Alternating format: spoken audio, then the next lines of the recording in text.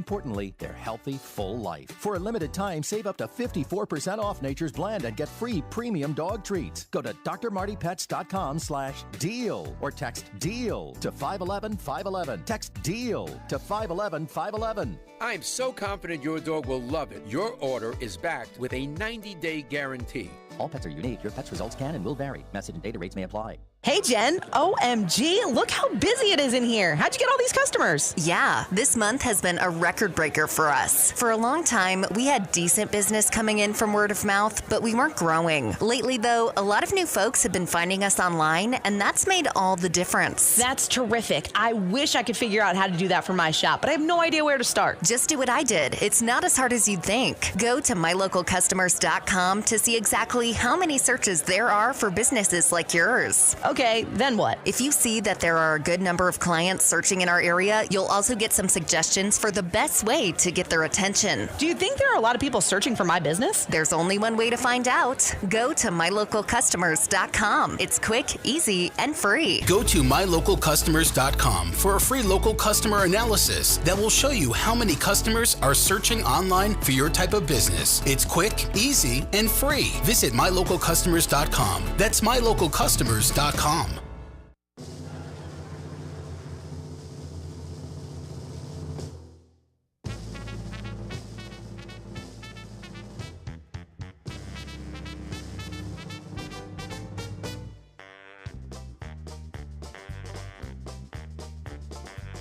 It's time to start the program. It's time to earn our pay. It's time to meet the people on the Keeler Show today. It's time to read the news and weather. Time to figure out what to say. It's time to turn the channel of the Keeler Show today. Why do we always listen? Keeler's always in the know. It makes me want to call him and tell him where to go.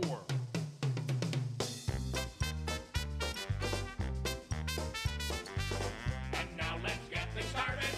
Andrew, let's get things started. It's time to get things started. On the most sensational, inspirational, celebrational, Keelerational. This is what we call the Keeler Show. WIBX 950 and 106.9 FM. This is Keeler.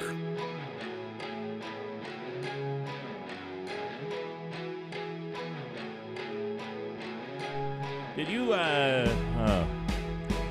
day number 4 of a horrible sounding microphone, but I'll get through it. When you have a meek voice like I have, you need that ballsy processing to make you sound taller. Believe me. Well, I don't think you have a meek voice, one. And Bill, let me play the role of Richard here because you're greatly exaggerating. Today's only Wednesday, so it's day 3. Okay, good point. Tomorrow will be day 4. I don't know if you read the story I sent you yesterday. Look for that story on Josh Allen. Okay. And it's worth giving a read because there's been huge criticism of coaching and of Stephon Diggs. And I think it's warranted, and it's exactly what we were talking about yesterday. They're running around pointing at their head like, think, stop, don't be so... Yeah, remember I was telling you. There. Yeah. I have to say, is the story? Is it Michael Irving that Kyle Irving? Which one? What? Anyway, look for the story. You'll have it in there. You emailed it to me. Yeah, and basically what they're saying is that there's so much into his head. He looked like basically what we talked about. He looked like a deer in headlights the other night. He was not the same Josh Allen that's jumping over people, that's getting, that's running out of the pocket and finding a way to get a first down. His passes were off. Yeah, it's because all game long they keep pointing at their head as if and by the way, one of the criticisms is the fact that they're basically saying to him, stop being so stupid, and they're doing it on live TV. The fans can see it, the audience can see it. It would be embarrassing for any quarterback, and it's got him to the point where he doesn't look like the same guy. And made some really, really, I feel like made some really big mistakes. It's not like I feel like it. He totally did make some stupid mistakes during that game on Monday night. But I think they got to get away and let him be who he is. If he ends up injuring himself, then I guess so be it, right? You try to teach him to do the right thing, slide instead of running into people. But at the same time, if you get too much into his head, this is what you're going to get the other night. Yeah. I also think, now this isn't a good thing, this is just an observation. Allen seems to do this, what I call the deer in headlights, in the big game on the biggest stage. Like, if that's a 1 o'clock game on Sunday, I think the Jets probably win by 2 touchdowns, especially with Rodgers not being in the game. But, so here is... and I actually don't see that email from you. Here's what was said. It was Michael Irvin, and what he said is that if in my day, if I would have done that, I to my quarterback, who was Dallas, Troy Aikman. Aikman would have called me into the locker room and punched me in the face. Like, don't you ever do that to me ever again. But meanwhile, he's saying, I keep seeing Diggs and his head coach McDermott look at the quarterback while imitating Diggs' gesture to his head. Stop telling that man. Be smart, because you're telling everybody else he's dumb. Stop doing that. And I think that's a very good point. Obviously, it's a good point because it's the point that we made yesterday. Yeah, and I don't think I said this on the air. I think this is something during the break, and I went in the corner so people didn't see me looking like a psychopath.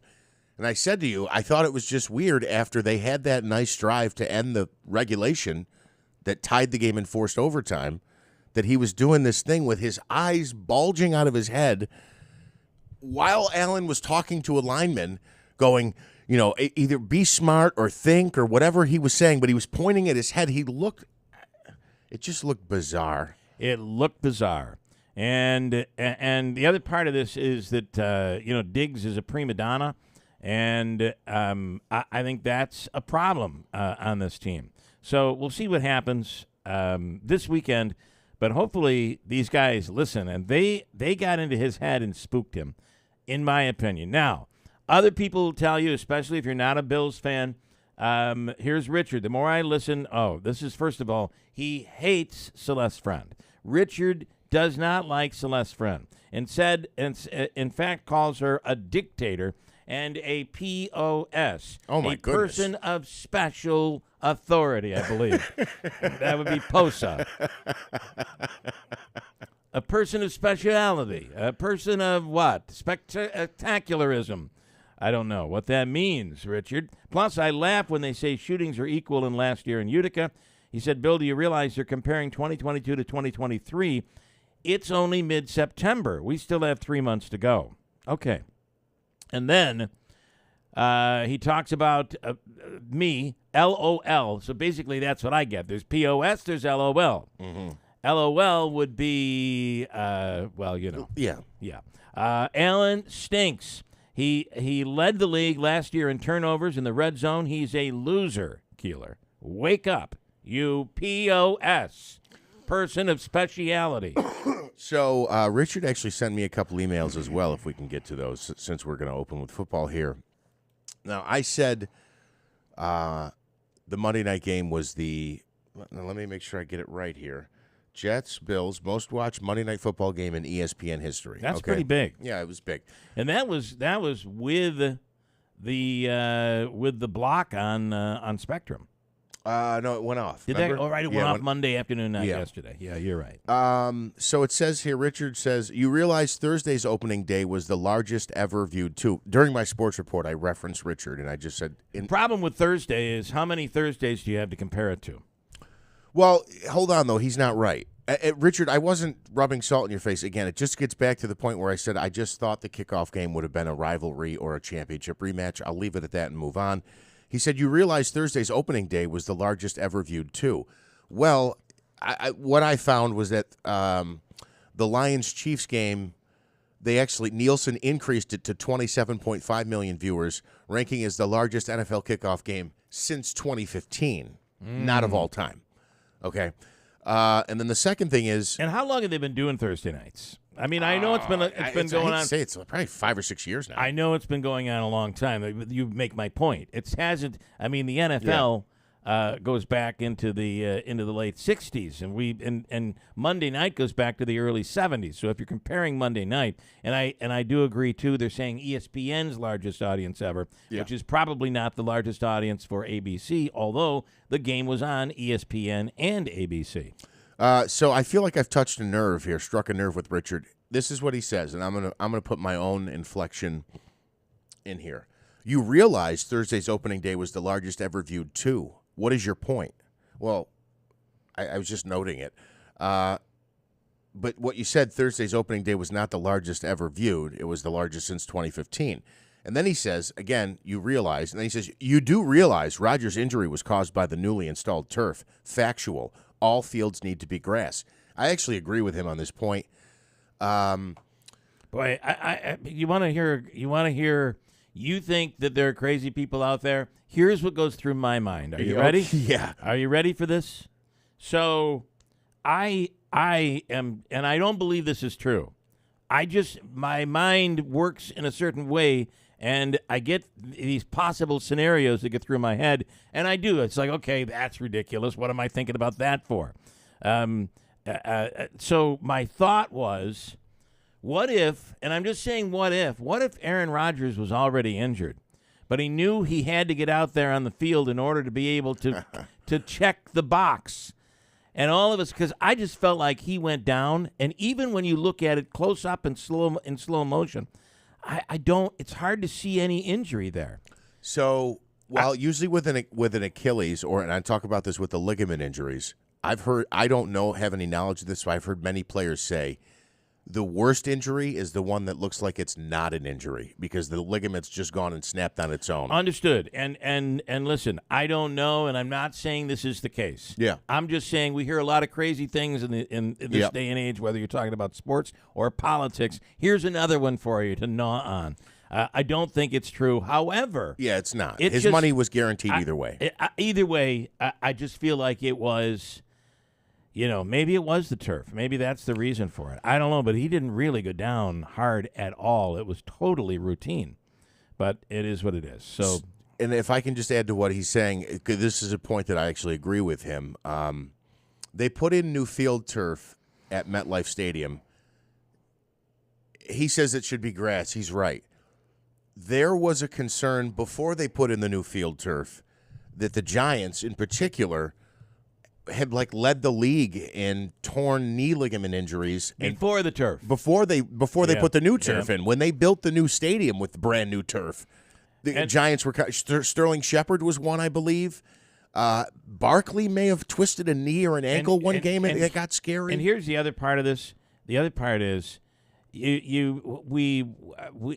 in an analytics world today. Yeah. And you weigh things like, for instance, when you put, we talked about this recently with a doctor, putting mosquito spray on your kid. It has DEET in it. That's the stuff that's really good. It's going to keep the mosquitoes away. Well, but what about the fact that it could cause cancer? And the doctor said, well, you have to weigh the risks against each other. Yeah. And the risks of getting a disease through mosquito bites is actually greater than the risk that this stuff might cause cancer, especially if you clean your kid off before he goes to bed or she goes to bed, right? Same type of thing here. What about when the field gets bad, it gets muddy and it gets terrible? What about when the field gets cold? Even New Jersey, even the Meadowlands get cold. That becomes hard as a rock, right? Yeah. So you got to weigh the risks against each other, and I don't know the answer past that, but I would imagine that's what they do when they think of artificial turf, which has come a long way today, by the way, versus grass. To your point on the grass in a place like New York or New Jersey, and also factor in there's two teams playing there. So every single week, there's at least one game on that field. Where if you go to Chicago, not to mention soccer and other things, yes. They had a very busy week on that field this week. So I have two thoughts. Again, I in a perfect world, I agree it should be a grass field. But not only do you have all what are they? The Metro Stars, New York's major soccer team. I can't remember what they are. Whatever. I just wonder if they also do players on their team also come up with knee injuries or twisted ankles or ligament tears, or is it just the NFL teams? And then it makes me think, does that have something to do with the length of the cleat or the type of shoe that they're wearing? But yes, in a perfect world, it would be all grass. Yeah. I'm going to end this with Davey is holding the New York Post. What do you see? It says, today's New York Post on the front cover says, the Rodgers era, 8:17 to 8:28 p.m., Monday, September 11, 2023. Wow. It's out for the season. Maybe. That is, and one more, listen, leave it to the New York Post. They don't hold anything back. One more here on this. Patrick Mahomes was getting some heat from a tweet that he put out, or an X, whatever we call that now. Did you see what he put out? I got to read it exactly, and it's Mahomes saying on Aaron Rodgers, hate that man. Hate that man. And he tweeted that out. That doesn't seem like Mahomes, right? And I just feel like this is an enormous example of why punctuation Yes. Yes. Punctuation means everything, and when you don't use punctuation, you confuse the hell out of people. So what he meant to say was, hate that man. Yeah. Hate that man. Hate that, comma, man. And he followed it up with praying for the best. He later retweeted, and it was tweeted, hate that, comma, man, ... praying for the best. Yeah, that is so... Punctuation. That's so good. Junction, all that stuff you used to sing on Saturday mornings. It means something, people. It really means something. Michael this morning says, so Richard is no friend of friend. No cheesecake for you. That's, for those that don't know, Richard is believed to, now we've surmised here, is believed to be the man responsible for many, many years, and even today on special order, responsible for the Manny's cheesecake. So, and he's saying, brought us some. It's very delicious. I would recommend it if you're a fan of cheesecake. We've done more than surmise. He's confirmed it. He's Yes. he's the cheesecake guy. No cheesecake for you. And a couple of comments here, actually both from John's. John in Bridgewater says, yo, Jeff, if the cleat was on the other foot, you all would be all over it. Couldn't believe you said that. Any team would have celebrated beating the Bills. I just thought that the Post, of course they celebrate the victory. This is your comment where they acted as if they had won. Like a playoff I don't know. game. I mean, you came back. You weren't supposed to win. You're without Aaron Rodgers. The Bills actually tie it up with momentum, go into overtime. They get the ball first. They drive the ball down, and nothing. They come back, run it back on a punt. Yeah, it's pretty big. You can celebrate, but it is week one. It is week one. So I can see where John is coming from.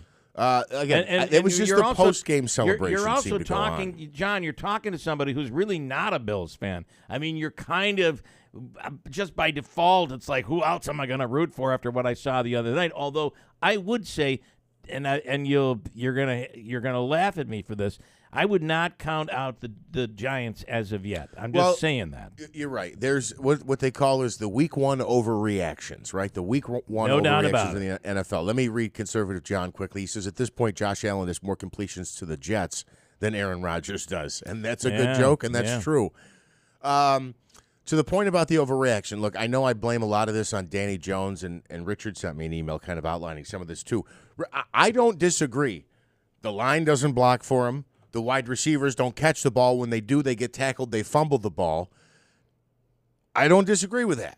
I don't disagree. I still don't think he's a good quarterback, even if they blocked for him or even if the receivers were better than what they have. I still don't think he would be a very good quarterback. It's just my opinion. And if you are not a Bills fan, I also understand. You're sick and tired of listening to the Bills fans out there. It's been so long. Bills fans can be loud and obnoxious. I understand it. I'm one of them. And, we've got Josh Allen. That's all you see. And now on TV, every commercial used to be Aaron Rodgers until he opened up his mouth about everything political and vaccines and all that. Now nobody wants him on their commercials. So they have Josh Allen all over the place. And, it's fair to say he should have been concentrating on starting the season off as opposed to doing all of these commercials. Whatever. I get their complaints. But I'm saying to you, don't count him out either. I still think he is going to be and is the franchise for the Buffalo Bills. and and will take the Bills on to a Super Bowl. I still believe that to be true, but I'm a Mets fan. So and right, yeah. You're very optimistic. I'm with an your optimistic. Sports teams. I listen. I think Josh Allen is capable of taking them to a Super Bowl. Certainly to an AFC. And for the Bills, we have to add to that and win a Super Bowl. Well, that's a whole other thing. Because that's something we've not been able to do. Here is Tom on the Buffalo Bills. Oh, on a sports thing. Tom, you're on the radio. Good morning. First caller this morning. Good morning. Well, hello, Bill. Good morning, Tom. Good morning. What do you have? Well, local baseball here, the Utica Blue Sox 1983 team is being inducted into the Greater Utica Sports Hall of Fame, and members of the team are going to be at Tiny's Grill this Friday at 6 p.m., hopefully signing autographs. Well, that's really cool. Hopefully signing autographs. I don't. I would hope they will. I believe they will be. And yes. this is, to me, this Blue Sox 1983 team being inducted into the Greater Utica Sports Hall of Fame reminds me of promoting the New York State Fair. We started promoting this 6 months ago. It's finally going to come to the point where they're here. By this Friday, this will finally happen. So, actually, they're showing up on Friday, but the induction is not until when? Sunday. Okay. Sunday. We don't have to wait that long anymore. And I think they're going to Cooperstown for a trip to the Baseball Hall of Fame on Saturday as a group. Mike, who we spoke with briefly when we were promoting this in advance, when the team was officially named that they would be inducted into the Hall of Fame, I believe he's going to be on with us Friday, or we might get the coach or maybe a couple of players. But we are going to touch base on this again Friday. Love it. Just to promote that it's going on this weekend, and there is a meet and greet Friday evening at Tiny's. So thank you, Stefan or Tom, whatever you're going by this morning. You're absolutely correct, and thanks for the reminder on that. It's funny because I was looking at Stefan, just for one thing here. I was looking at the video of Coco Gauff win the other night. Actually, I watched that entire match, and it was so exciting. I feel like it was more exciting than the men's match. And just watching her cover the ground that she was able to cover was unbelievable. It really was. It was incredible to watch. Anyway, she wins the U.S. Open, but now they're showing this video of Coco as like a 5-year-old, and she's with her parents, and they're at the U.S. Open, and she's dancing to music, and they're videotaping her, and they're playing it back, and there she is, enthusiastic as a young 5-year-old. What I'm talking about here, though, is a video has recently surfaced of Stefan Rybicki as a young 5-year-old. There he is at the Utica Blue Sox game, and you can hear him yell out loud, "Well, hello, Barry Moss." And that is it's on VHS. You can find it. I believe KTV's been running it. Maybe it's UTR, one or the other. All right. And also, Whitesboro football will be hosting Proctor football Saturday morning, but there are rules to follow to get into that game. Okay, can I just want to talk about that. I appreciate the fact that Whitesboro is playing this game, right? Yeah. Because there was a lot of talk that they didn't want to play them, and now there are some other teams saying they don't want to play Proctor. It is a horrible shame, considering that the majority, the overwhelming majority of students and people and fans were well behaved and had a wonderful football game, and it just got ruined by this group of thugs that decided to really ruin their lives. This 16-year-old has probably ruined the rest of his life, at least the next half of his life. His next 20 years is probably going to be pretty bad. I can't imagine on attempted murder, which is what he's been charged with, that things are going to be really well for him in the court system. But, the fact that everybody's standing up and wearing red and black, I think, is wonderful. But I'm so glad that Whitesboro is playing this game. I wish we could have played it at a regular time, not in the morning. But, it is Is that what it's a morning game? It's a morning game, Stefan? Yeah, it kicks off at 9:30, and dear Lord. gates open at 8:30, from what I hear. I kind of hate that, to be honest. But listen, who are we to judge? I realize that these administrators and everybody, boards of education, they all have a lot to think about, and they're thinking about the safety of everybody involved. And, you do worry about somebody that's crazy and thinks about copycat.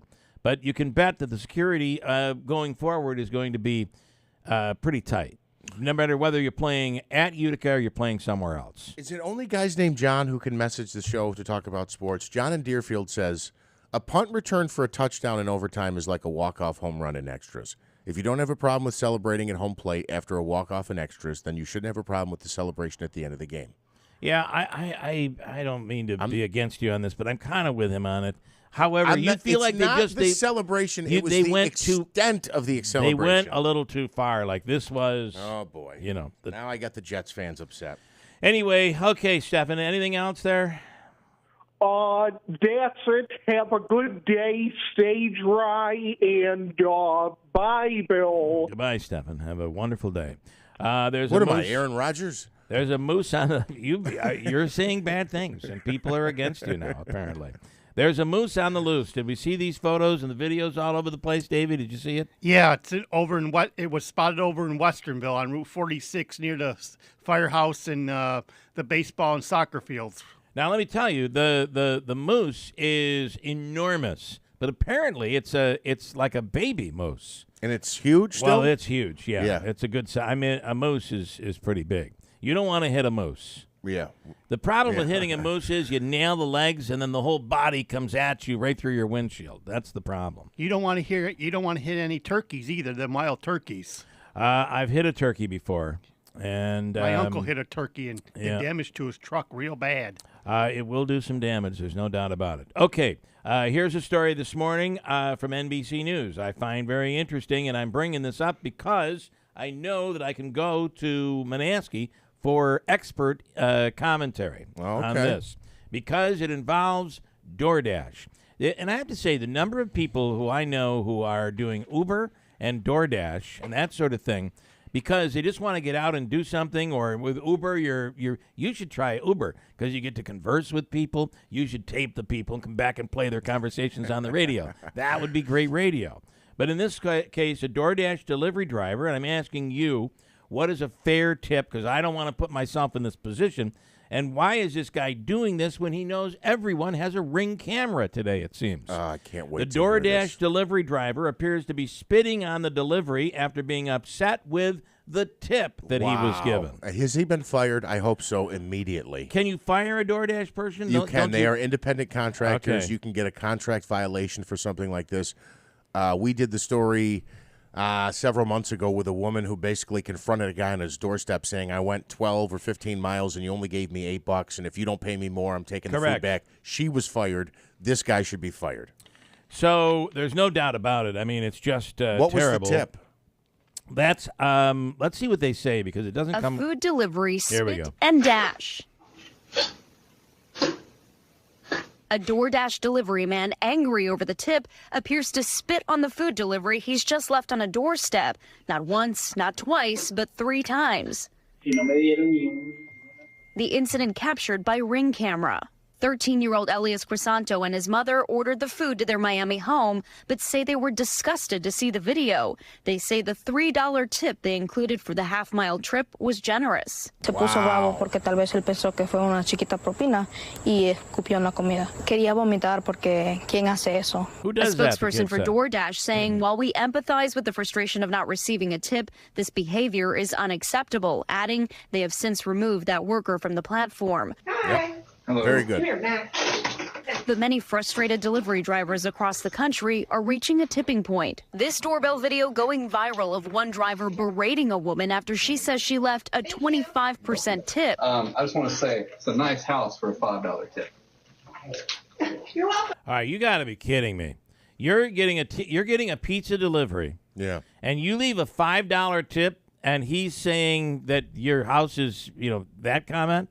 What are you supposed to? Are we supposed to leave 100% tip now? No. I mean, because that crap was going on during COVID. That's part of the problem. These people got spoiled during COVID. I agree. We were leaving 30, 40% tips for people because it was like, hey, you're out there working, good for you. Nobody gave me a tip, right? The only tips we got were people calling up, I think you're talking too much about COVID. We got that every day, okay? Yes. Those were our tips. But give me a break. He gets a $5 tip, and he's being paid on top of it, right? Don't you? Yeah, you'll get from whether it's Uber Eats, Grubhub, or DoorDash, you'll get anywhere from like probably $2 to $4 for the delivery, and then you get the tip on top alone, and the tip is extra. Yeah, so he probably made on total $8 to $9 for that delivering that pizza. But that's the gig, right? That's the gig. I mean, again, I can't stress this enough. It's not like I'm trying to think of an example. Okay, so you work at let's say you work at the factory, or let's say you work at a pizzeria, and the order comes in, it's a large and 20, and you go, I don't make pepperoni pizza, sorry, or I'm not in the mood to make one, and your boss says, you make pizzas, sit down and make the pepperoni pizza. Yeah. You can't decline the pie. With this, it's an offer. You're an independent contractor, so it says, hey, Jeff, there's a pickup at, Big J's Pizza down the road. You got to go 14 miles to get to the pizzeria and to drop it off for a $4 tip. No thanks, I'm not doing it. Decline, and they give you the next offer. You don't have to take it. You don't have to take it, Yeah. and there is no penalty, at least with DoorDash. There's not a penalty where you all of a sudden don't get orders now because you've declined one with a crappy tip. What is and let's be honest, today a pizza, it looks like it was just a pizza that was delivered here. It wasn't wings or anything, so you get a large pizza. Yep. What's that today, $25, $30? Depending a large on where pizza, you are. Yeah, it might be $25. Right? I mean, yeah. think about That's that. Crazy. It is crazy. So you're already paying so much more for the food. Yep. And by the way, I'm going to tell you, if you order through DoorDash or any of these services, you're paying a premium.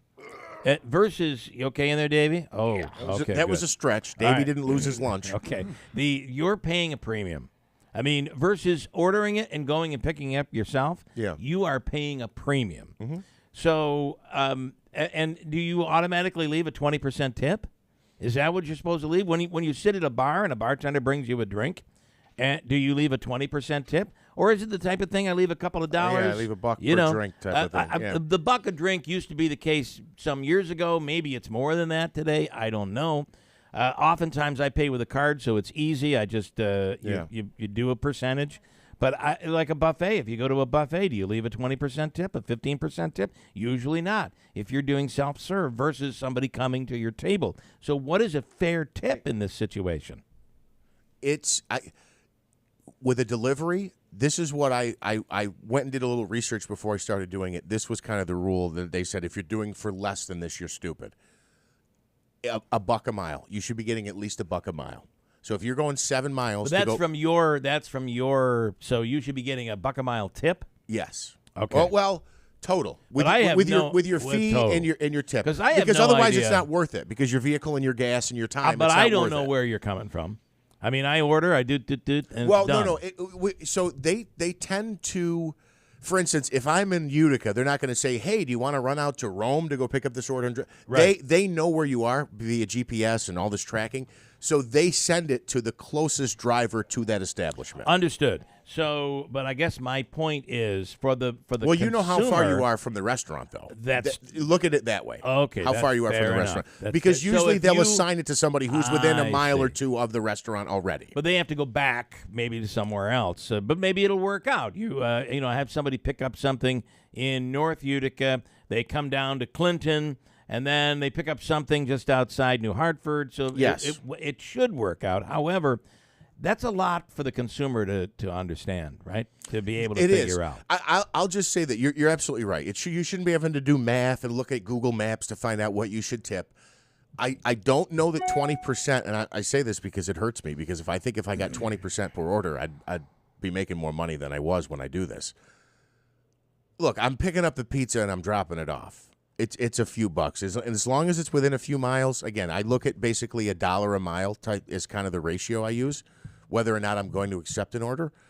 But what I'm doing, as opposed to a waitress who's serving or a waiter who's serving a table, and you're maybe serving 3 or 4 people, whether I go in and pick up a large and a small or a large, I'm still getting in the car and driving and putting it on your porch. I'm not cutting it up. I'm not serving it. I'm not taking your plates after. So I don't really look at the 20% thing. Some people have tipped that, and I'm very grateful. Well, don't they give you on DoorDash? Because to be honest, my wife normally does the DoorDash. Yeah. So don't they have a suggested percentage? You know, I've never used it as a consumer. I don't know if they suggest a tip. Well, I do know in Uber they do, and I always try to leave. If the Uber driver is is friendly and the car's clean and all that crap, I try to leave the higher percentage. But that's oftentimes that's only $4 or $5 that you're leaving. Yeah. But it's suggested there. And if you notice now when you go to a restaurant, a lot of times it's not just 15, 17, and 20%. Now it's like 15, 18, 20, 24. Yeah, 23 or 24% they're suggesting. Let's see. Some guy in the 540, you order a meal. The order goes out to a driver. The driver decides to take it or not, then goes to the next until someone takes it. Yes. If you don't tip enough, your food will sit forever. Yes. He's right. And then DoorDash keeps increasing the amount a driver will get as it makes its way around the cycle. Okay, I didn't realize that. I didn't realize that necessarily either. You tip beforehand with DoorDash? Yes. Okay. Unlike Uber, you tip when you get out of the car. In fact, the car drives away, and then you usually will tip. Interesting. Other issues in DoorDash will give you an order when you are in Herkimer, but the restaurant might be in Utica, and the customer is in Whitesboro. But your percentages go down in DoorDash, which eventually you lose your status. That lets you guarantee your time slots, and the more you decline, the less good orders you get. The last thing he said were the more you decline, the less good orders you get. Everything I've found online has said your acceptance percentage does not matter. It does not matter. That's what I've found online. I don't know 100%. But multiple people who have DoorDashed for years, and they do it as a primary income, have done blogs and reviews and things like that, and everyone I've read says your acceptance percentage does not matter. And this guy says you should always tip in cash because then they don't have to report it and they just get the cash. The problem is oftentimes with DoorDash, the driver's gone by the time you get to the door, right? Right, because there's another thing, a feature they offer, and everyone seems to, 90% of people seem to do this, even though we're not in COVID times. They have what they call contact-free delivery or contactless delivery. Correct, yeah. So you go up, you put the food on the porch or on a little table, if there's a table by the door. You take a picture of the food at the table, and then you just walk off. And sometimes I've had to go down a road and turn around to get back to where I was coming from. And it's not like they immediately come right out and grab the food. It's... I think there's a couple of minutes of lag in there. A lot of times I have no face-to-face direct contact, any conversation with who I'm dropping off for. And can I just say this also? Because when I tell people this, they go, some people are surprised that I do this. I'll tell you, for this job, and you know this, we do the show from 6 to 9. We have other obligations we have to do. But, we're always looking for the next guest, the next story. You're always paying attention to what other outlets are reporting. It's not working. a clock in, clock out. That's not what this job is. With a job like that, the reason I like as a secondary, or in this case a third income, is because it is clock in, clock out. I pick up the food, I drop it off, I walk away, and I'm done. There's no prep for it. There's no looking back. Does this go in best of? Right. Do I have to write an article about this? It's clock in, clock out, done. They don't call. You think I should add salt to this? What do you think? There's none of that. There's no. And again, I'll do it. I love doing it on a Sunday afternoon, especially during football season. Everyone's watching their game. They're ordering food. I'm listening to the game on the radio. Sunday Night Football. Listen to the game. Monday Night Football, listen to the game on the radio. Drive around, pick up food, and get paid for it. That's a great third income for me. It has become the norm. I mean, DoorDash. And in fact, there are some restaurants, pizzerias, and that sort of thing that no longer have a fleet of drivers anymore. They completely rely on Grubhub or DoorDash or one of these other services to deliver the food, and you're paying a premium for that. But it comes pretty quickly. At least that's what I've found. That's come pretty quickly. They usually time it out where, wherever you might be. It's not like, so if you ordered, I'll just put a bow on this. You ordered a pizza at 7 o'clock at night, and I immediately get a message that says, do you want this order for, I'll say, I don't know, you name a pizzeria, to Billy's Pizzeria.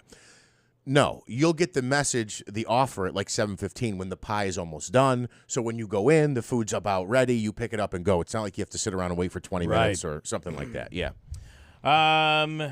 Interesting stuff. But at the end of the day, if you don't get the tip you want, you shouldn't spit on the food. No, that is disgusting. Ever. Absolutely disgusting. And ever. Okay, I want to tell you, Fred F. Collis & Sons, heating, cooling, and insulation. Talk about customer service. These guys are the best. When you call, it's usually because you have a situation. You're in distress. Your heater or air conditioner's gone down. It's in the middle of the winter. It's cold. You want to make sure everything is in tip-top shape, so get it checked out before wintertime. If you're looking to improve your home and your energy efficiency, they'll do a home energy audit and come in and take care of you, and you could save thousands. There's also rebates in there where you could save as well. New York State wants you to be energy efficient. Call them today. Fred F. Collis & Sons, heating, cooling, and insulation in Yorkville, Rome, and now in Syracuse. We have a lot to get to coming up next hour. WIBX Utica, Rome. It is 7 o'clock. A summit in Siberia.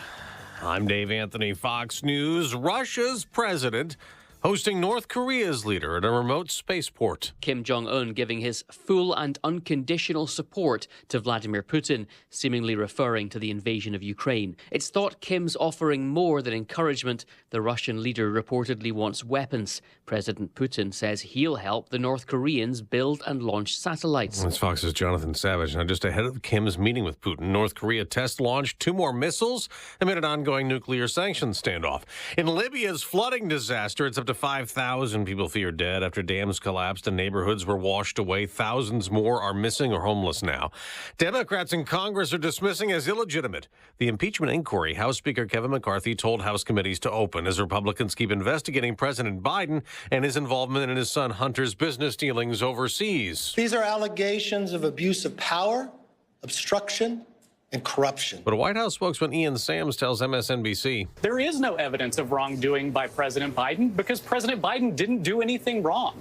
And the purpose of what they're doing is a politically motivated, far-right, extreme series of attacks. There's a new COVID controversy. A CIA whistleblower alleges researchers probing the virus's origins were offered significant monetary incentives to change their conclusion that COVID leaked from a Chinese lab to unknown origin. House COVID Subcommittee Chairman Brad Wenstrup, a Republican, tells Fox he's seeking documents and all the communications that took place amongst this team and outside of this team. Look, I have a good relationship with the director of the CIA. Hopefully, they're going to be very cooperative. They have expressed extreme concern. The CDC's endorsed a new COVID vaccine booster for Americans aged 6 months and older after a recent rise in COVID hospitalizations and deaths. Moderna and Pfizer will make those shots available this week. America's listening to Fox News. Now, I've told you about how Relief Factor helped me with my aches and pains. Let me tell you about Haven in Texas. Haven writes, I'm taking Relief Factor from my shoulder and lower back, and it works. No more pain. My husband started taking Relief Factor for his upper back and hip and didn't think it was working until he ran out and realized the pain was coming back. Relief Factor just works. We are so happy it's working for you and your husband like it does for thousands of others across America. Relief Factor is a 100% drug-free solution developed by doctors to help your body attack the underlying inflammation causing pain. What activity would you like to be doing again? Your first step to becoming pain-free could just be to order the 3-week Quick Start for only $19.95. After trying Relief Factor, over 500,000 people have gone on to order more. Go to ReliefFactor.com or call 800-4RELIEF to find out more about this offer. That's 800-4RELIEF. Live your best life and feel the difference with Relief Factor. We have some light rain and 62 degrees. WIBX News Time is 7:03. This news update is brought to you by John's Mobile Home Parts and Accessories in Oriskany Falls. For all of your mobile home needs, it's worth the trip. You can visit johnsmobilehomeparts.com for more information. Utica police say a man who was struck by a vehicle on Friday on Genesee Street in Utica has died from his injuries. Police identify the man as 57-year-old Thomas Irvin. Officials made the announcement on social media Tuesday. Police say Irvin was crossing Genesee Street at around 4 o'clock Friday when he was struck by a vehicle headed southbound near Shepherd Place. After being rushed to the hospital after the incident, Irvin was taken to the operating room and had been listed in serious condition for several days. The driver of the vehicle and a child passenger were not injured. Genesee Street was closed for a time on Friday to allow the accident reconstruction team to investigate. Thus far, police say no tickets against the driver have been issued. The state attorney general's office releasing video of a deadly deputy-involved shooting that occurred in DeWitt last week.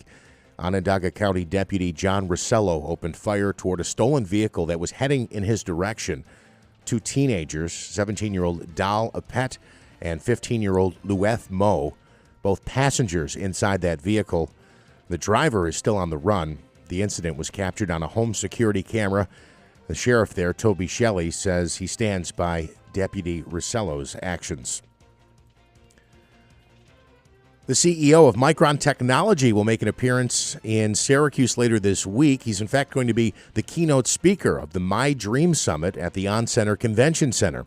The title of the talk is Building a New Era of Opportunity for Central New York. Micron, of course, has announced plans to build a huge semiconductor manufacturing plant in Clay. Tickets for the event are $145 and can be purchased online. Congresswoman Elise Stefanik showing her support for an impeachment inquiry into President Joe Biden. House Speaker Kevin McCarthy announced the inquiry yesterday, citing dealings the president and his family have had with foreign companies and governments. The Republican Stefanik put out a statement saying she's committed to ensuring the truth is uncovered in what she believes is a major political corruption and criminal scandal. And former Syracuse University and Buffalo Bills wide receiver Mike Williams has passed away. He was just 36. Williams died yesterday in Tampa, Florida, days after being seriously injured in a construction accident that left him partially paralyzed. Williams grew up in Buffalo, played for Syracuse from 2006 to 2009. He was drafted by the Tampa Bay Buccaneers, where he spent 4 seasons, and then played his final year with the Bills. He amassed over 3,000 yards and over 20 touchdowns during his NFL career. And in fact, Bill, he still ranks 3rd all-time on Syracuse's receiving touchdowns list with 20. WYBX News Time is coming up on 7:06. Dealing with some light rain this morning, depending on your location. Here's what we can expect later today. My Witness News Chief Meteorologist Craig Flint in the WIBX Weather Center. Today, rain and rumbles mainly south and east in the morning before tapering to spotty light rain showers. Clearing sky, cooler, but new spotty lake-enhanced rain shower by evening, high 67. Tonight, mostly clear, cooler, near 50. Tomorrow, breezy, cooler, spotty lake-enhanced rain shower early, then partly cloudy, near 65. For more near local forecast, tune to Eyewitness News at 6 on WUTR.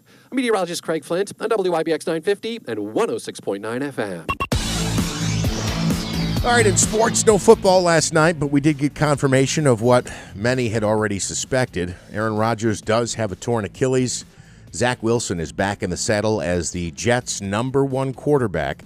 Rodgers was injured in the 4th snap of the Jets' first offensive possession on Monday night.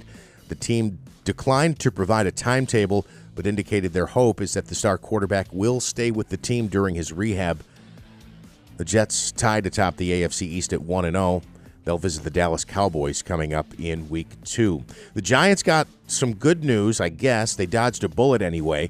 Left tackle Andrew Thomas's hamstring is sore, but not believed to be a long-term injury. It is still possible, though, that he might miss some time. That opening Monday night game between the Jets and Bills had the largest audience. It was the most watched Monday Night Football game in ESPN history. 22.6 million viewers. The previous record was set during a 2009 game between the Vikings and Green Bay Packers when Hall of Fame quarterback Brett Favre made his return to Lambeau Field. Do you know who the opposing quarterback was in that game? The quarterback for the Packers that game? Aaron Rodgers. It was Aaron Rodgers.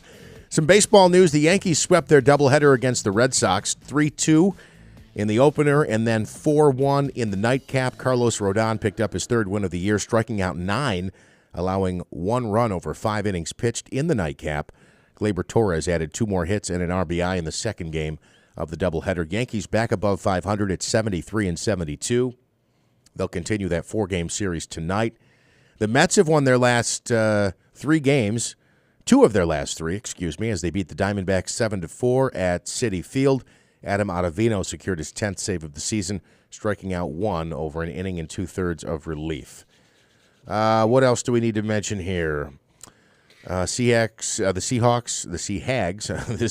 add Jason Peters to the practice squad.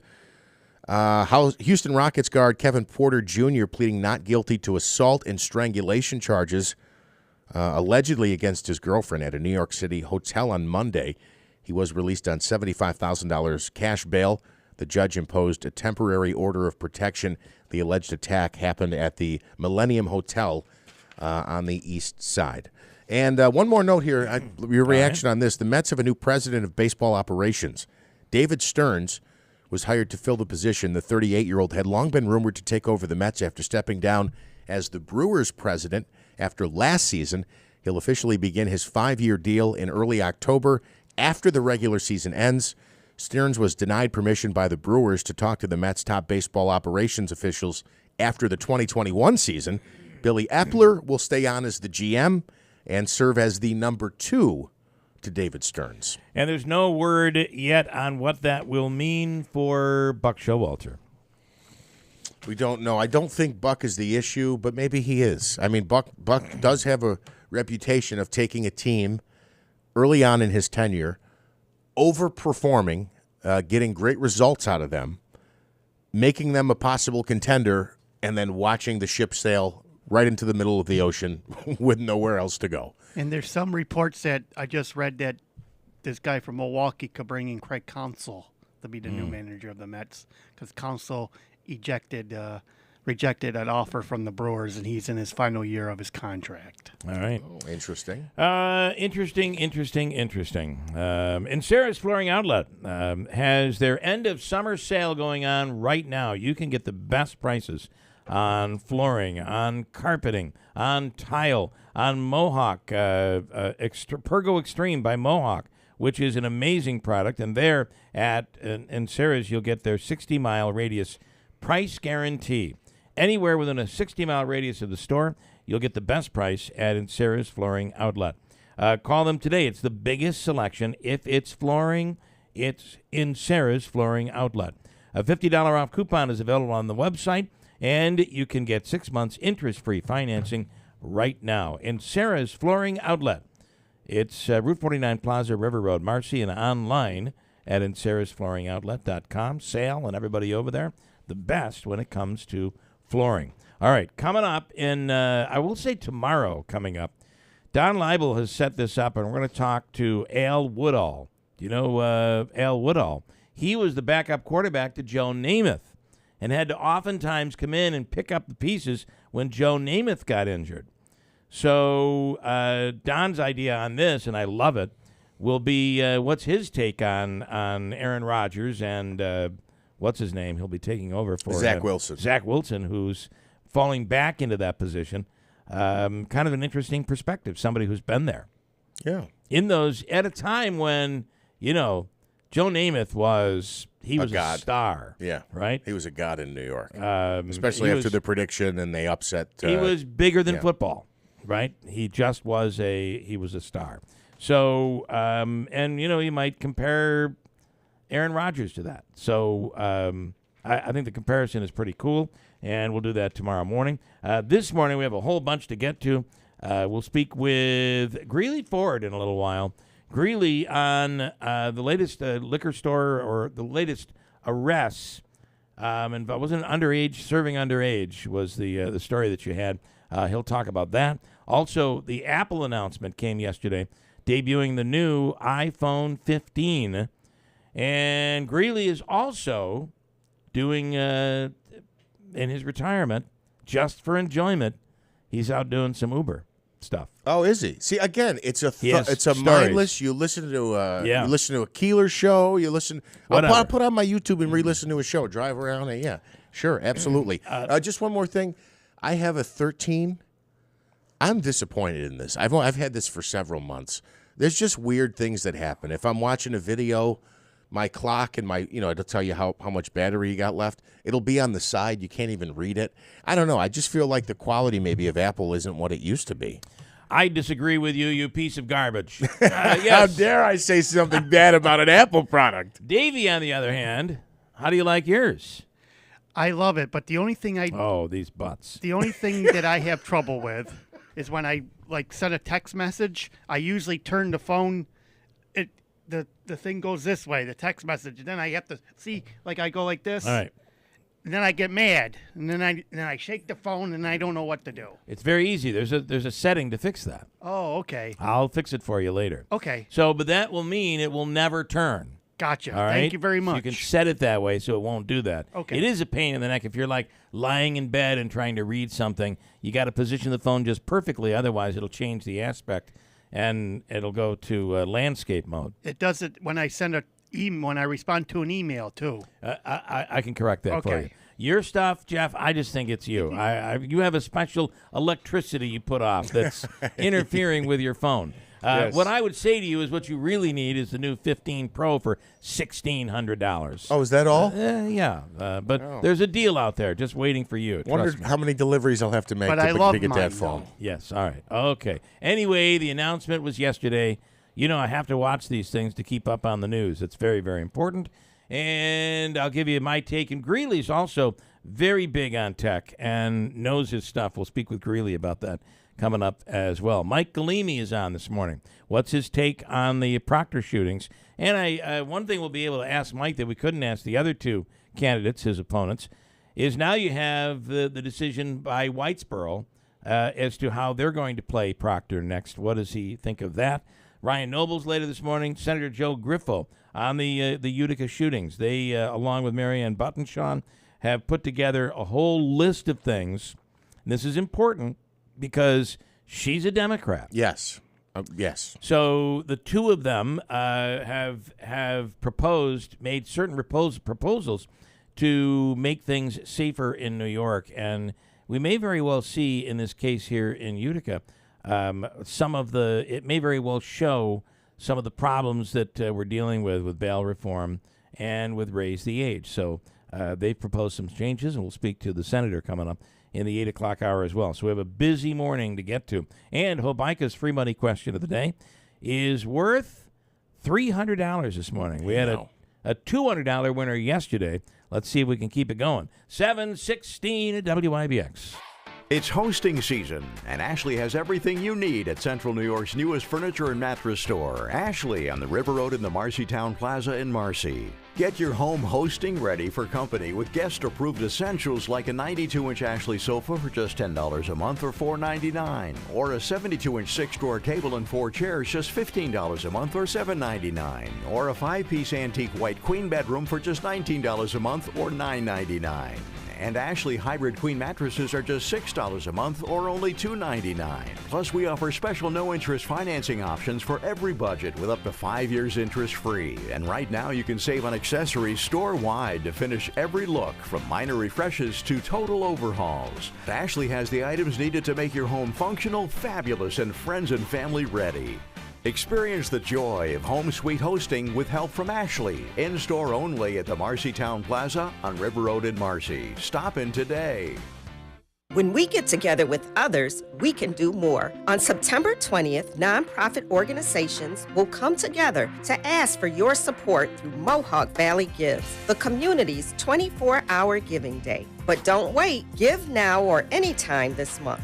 Either way, every dollar counts. And you'll show everybody that Mohawk Valley Gives. Powered by the Community Foundation, MB Gives is proudly sponsored by Staffworks and M&T Bank and brought to you by Town Square Media.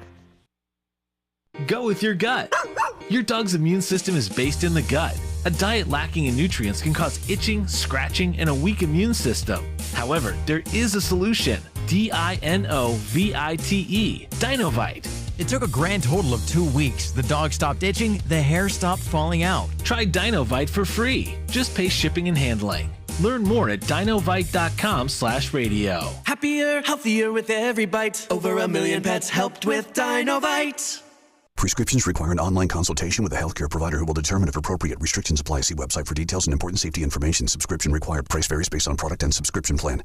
Hey guys, did you know there's a generic form of Viagra that works just the same, but is 95% cheaper? And you can get it online. Just go to hims.com/radio. Through Hims, you'll get a free medical consultation, discreet shipping if prescribed, a 100% online process, and trusted generic alternatives to the name brands at up to 95% off. That's right, get generic for Viagra, the same active ingredient as brand name Viagra, but for 95% less. It's the same medication, still prescribed by a licensed medical provider, but with zero copay, no expensive appointments, and no awkward face-to-face conversations.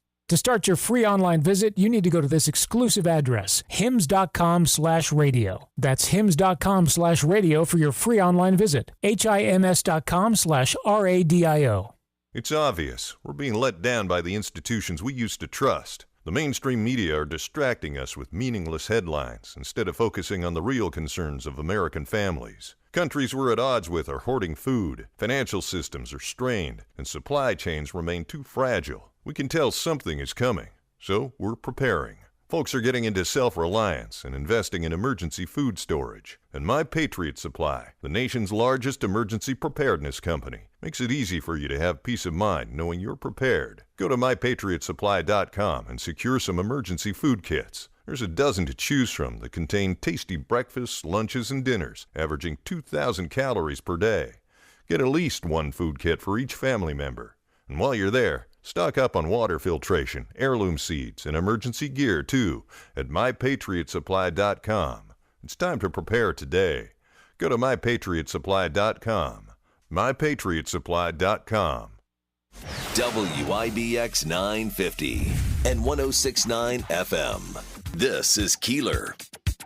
Hey, Daylight Donuts in New Hartford is the official coffee of the Keeler in the Morning radio program. Chuck Sedella and everybody over there ready to take care of you and all of your needs in the morning. A box of coffee for work, donuts and bagels, all freshly made each morning, and that drive-thru is lightning fast. Right now, Daylight is looking to hire. They have great opportunities for people, part-time and full-time. Just come in, fill out an application.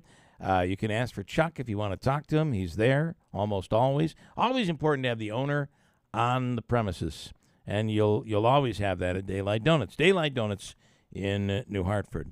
Couple things, Davey. How quickly was that to fix? Right, 15 seconds. Folks. And if you swipe, so Davey had a problem with his iPhone where every time he turns it, it changes to landscape. Right, it flips. Yeah, right. And you don't want it to flip. No. So if you swipe down from the right side, top of the screen down, you swipe down, it opens up your settings, and I'll get there. It'll open up your settings, and you have that little. It's like a circle with an arrow, right there, and there's a little lock, a little padlock in the middle of it. If you click that, it locks your screen. And then you can unlock it if you want to go back to a landscape I mode. didn't know that. But that would lock it from going back and forth like that. This is the problem, Jeff. So you're blaming the iPhone, and your problem is probably really the YouTube app. Okay, yeah, it happens to me all the time. I feel like that YouTube app is so clunky to use. You really have to get into it and learn it. And here's the beauty of current technology. You see this with iTunes and with Facebook and everything else. The minute you learn how the settings are working, they come in with a new update and change everything on you. Drives me nuts. It is crazy. Drives me nuts. Rob Hilton, it's a wonder it hasn't put me in the grave. And that was a good. What I was going to say is you have to make your plan on the afterlife while you're still vertical, because once you go to landscape mode, you can no longer file legal documents. That is true. Landscape mode. We're all when you're under the landscape. We're all trying to avoid that. 6 feet under landscape mode. Nice segue. Good morning, Rob Hilton, Hilton Estate and Elder Law. We always like to chat with you concerning issues and what people should be concerned with. And it really always comes down to planning, right? Always, Bill. Yeah. Always. So, morning, gentlemen. Thanks for having me. And I do think that people who are a bit on the younger side or people with younger children tend to not think about these things. We're invincible. I think, the funny thing is we're seeing a lot more younger people actually planning than probably 5 or 10 years ago. I do think that COVID, despite all its problems, had some positive impact on our younger generation. They're much more techie. They're much more understanding of what's going on, and they did tend to do a lot more planning during that period of time, and we're seeing a lot more now. You learned that and everyone learned this, but I guess it's a real slap in the face if you're younger. You learned that everything isn't guaranteed, that at any point we could, imagine the entire world economy shutting down. Who would have thought that would have happened? Makes you think, I better plan. You need to be ready for just about anything at this point. So one of the things we talk about with young parents is life insurance is a big deal. And that's true for almost anybody. But when you've got young children, we talk about making sure you have enough life insurance to back up the loss of income if one of the parents dies. And so we're always talking about 10 times your salary as sort of a metric. I know. Yeah. And not a lot of people think of that. I have people that make $80,000, $90,000 a year, and they have $200,000 of life insurance, and they think it's not going to be great. enough. It's not going to be enough. Yeah. It's not close. No. So. And is it 10 times your salary or 10 times what you need to get through? Again, it's a metric. So we're using a 10 times as a starting point. And it covers the two family or the one family, two income. It would cover that. Exactly. Most families now are two income, and what we're talking about is a income versus lifestyle dynamic. Yeah. Right. You raise your lifestyle to fit your income, and as your income goes up, your lifestyle goes up, and if you lose one of those incomes, you're going to have a problem. So. And it's hard to come down the other way. So, it really is difficult. Yeah, and don't do it the way I do it. You raise your income after you raise your lifestyle. Raise your lifestyle, and I guess I got to raise my income. That's probably not the best way to do it. No, it's not. It doesn't work. No, not smart. So, what do you suggest people do? Well, of course. And this isn't just for young people. This is everybody should have this under their belt. Well, I think there's a lot of misunderstanding out there too, Bill, that people think that if they're married, they don't need a will because everything automatically goes to their spouse, which is not true. And so that's a big misunderstanding. We're trying to make that clear to people that if you have an asset and you die and your spouse isn't the beneficiary, it doesn't necessarily automatically go to them. Right. It can end up going to your children, and particularly if they're minors, it's a problem. Why is that an issue? Well, minors can't own anything, and so they have to have a guardian, and so. And here's the problem too with so many mixed families today. It becomes very, very complicated. You mean blended families, divorced, remarried, well, right. Like that. You may have, the Brady Bunch effect is pretty common today. And there are big challenges around ways to make sure you plan properly for blended families. Yeah. That's a whole another hour conversation, but it is important. You're right, considering all those things. And one of the big issues, too, I see a lot of people who are partners, right, not getting married. That's a big thing today. And if you don't have a plan and you're not married, it creates an even bigger problem. If you die and you don't have children and you have a partner and you were hoping that all your assets went to the partner, they end up going to your parents if they're alive, or your siblings. And that's probably not what you wanted. And so you really need to make a plan, do a will. Get a healthcare proxy. Get a power of attorney in place. Do you feel sometimes like you're talking till you're blue in the face? I have to say that I know of 3 people. There's some that we're close to, who passed away last year, and in each of those situations there was a major dispute afterwards, because in each case you call it blended family. In each case they were a blended family. In one it wasn't necessarily blended, but there was a child from a long time ago who popped into the picture. That kid from a long time ago has rights as well. Yeah, every child has a legal claim, no matter what. Even if they were estranged, right? Absolutely. Yeah. In each of these cases, just think of this: three situations that I know of all had problems afterwards because you're blue in the face. Yeah, and we do a lot of speaking. We do a lot of lecturing. We even lecture other attorneys on this stuff to make sure they understand what they're talking when they're talking to their clients about this stuff. What you don't want is to leave a mess like that. Right. Anything from, is this person going to be buried or cremated, all the way up to, where's their money go? Both of those were part of the argument in each of the cases. Should it be cremation or burial? Who gets what? Who gets the car? It's just... it does tear families apart. Well, it leaves a legacy of destruction if you're not careful. Right. Yeah. Exactly. And I almost feel like as the adult in some of these cases, they didn't want to make that decision. They didn't want to have to say, well, I'm going to split it up this way, and this is my decision. They almost wanted to kick the ball, right? Because they didn't want the responsibility of that. We'll let them figure it out afterwards. But that, in each of these cases, was a disaster. Yeah, you're much better off making the decision now, talking to someone who knows what they're doing and can help you make the decision. Because there are processes for that, right?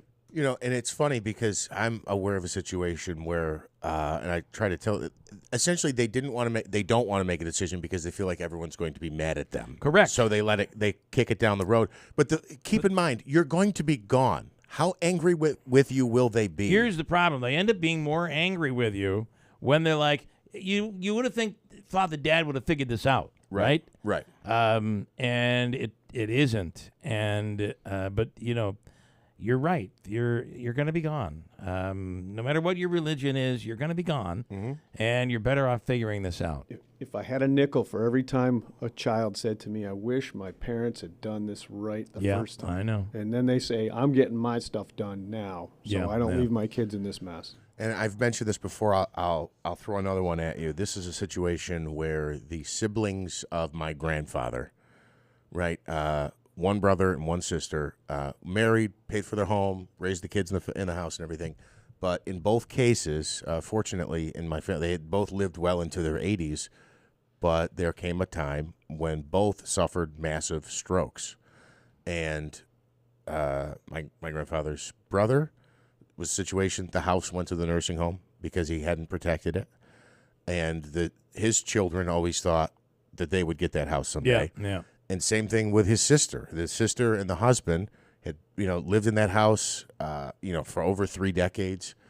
It was paid for. They had a daughter. The daughter ended up having some health issues. So tragically, after they passed, she suffered a stroke at a very young age and went to a nursing home.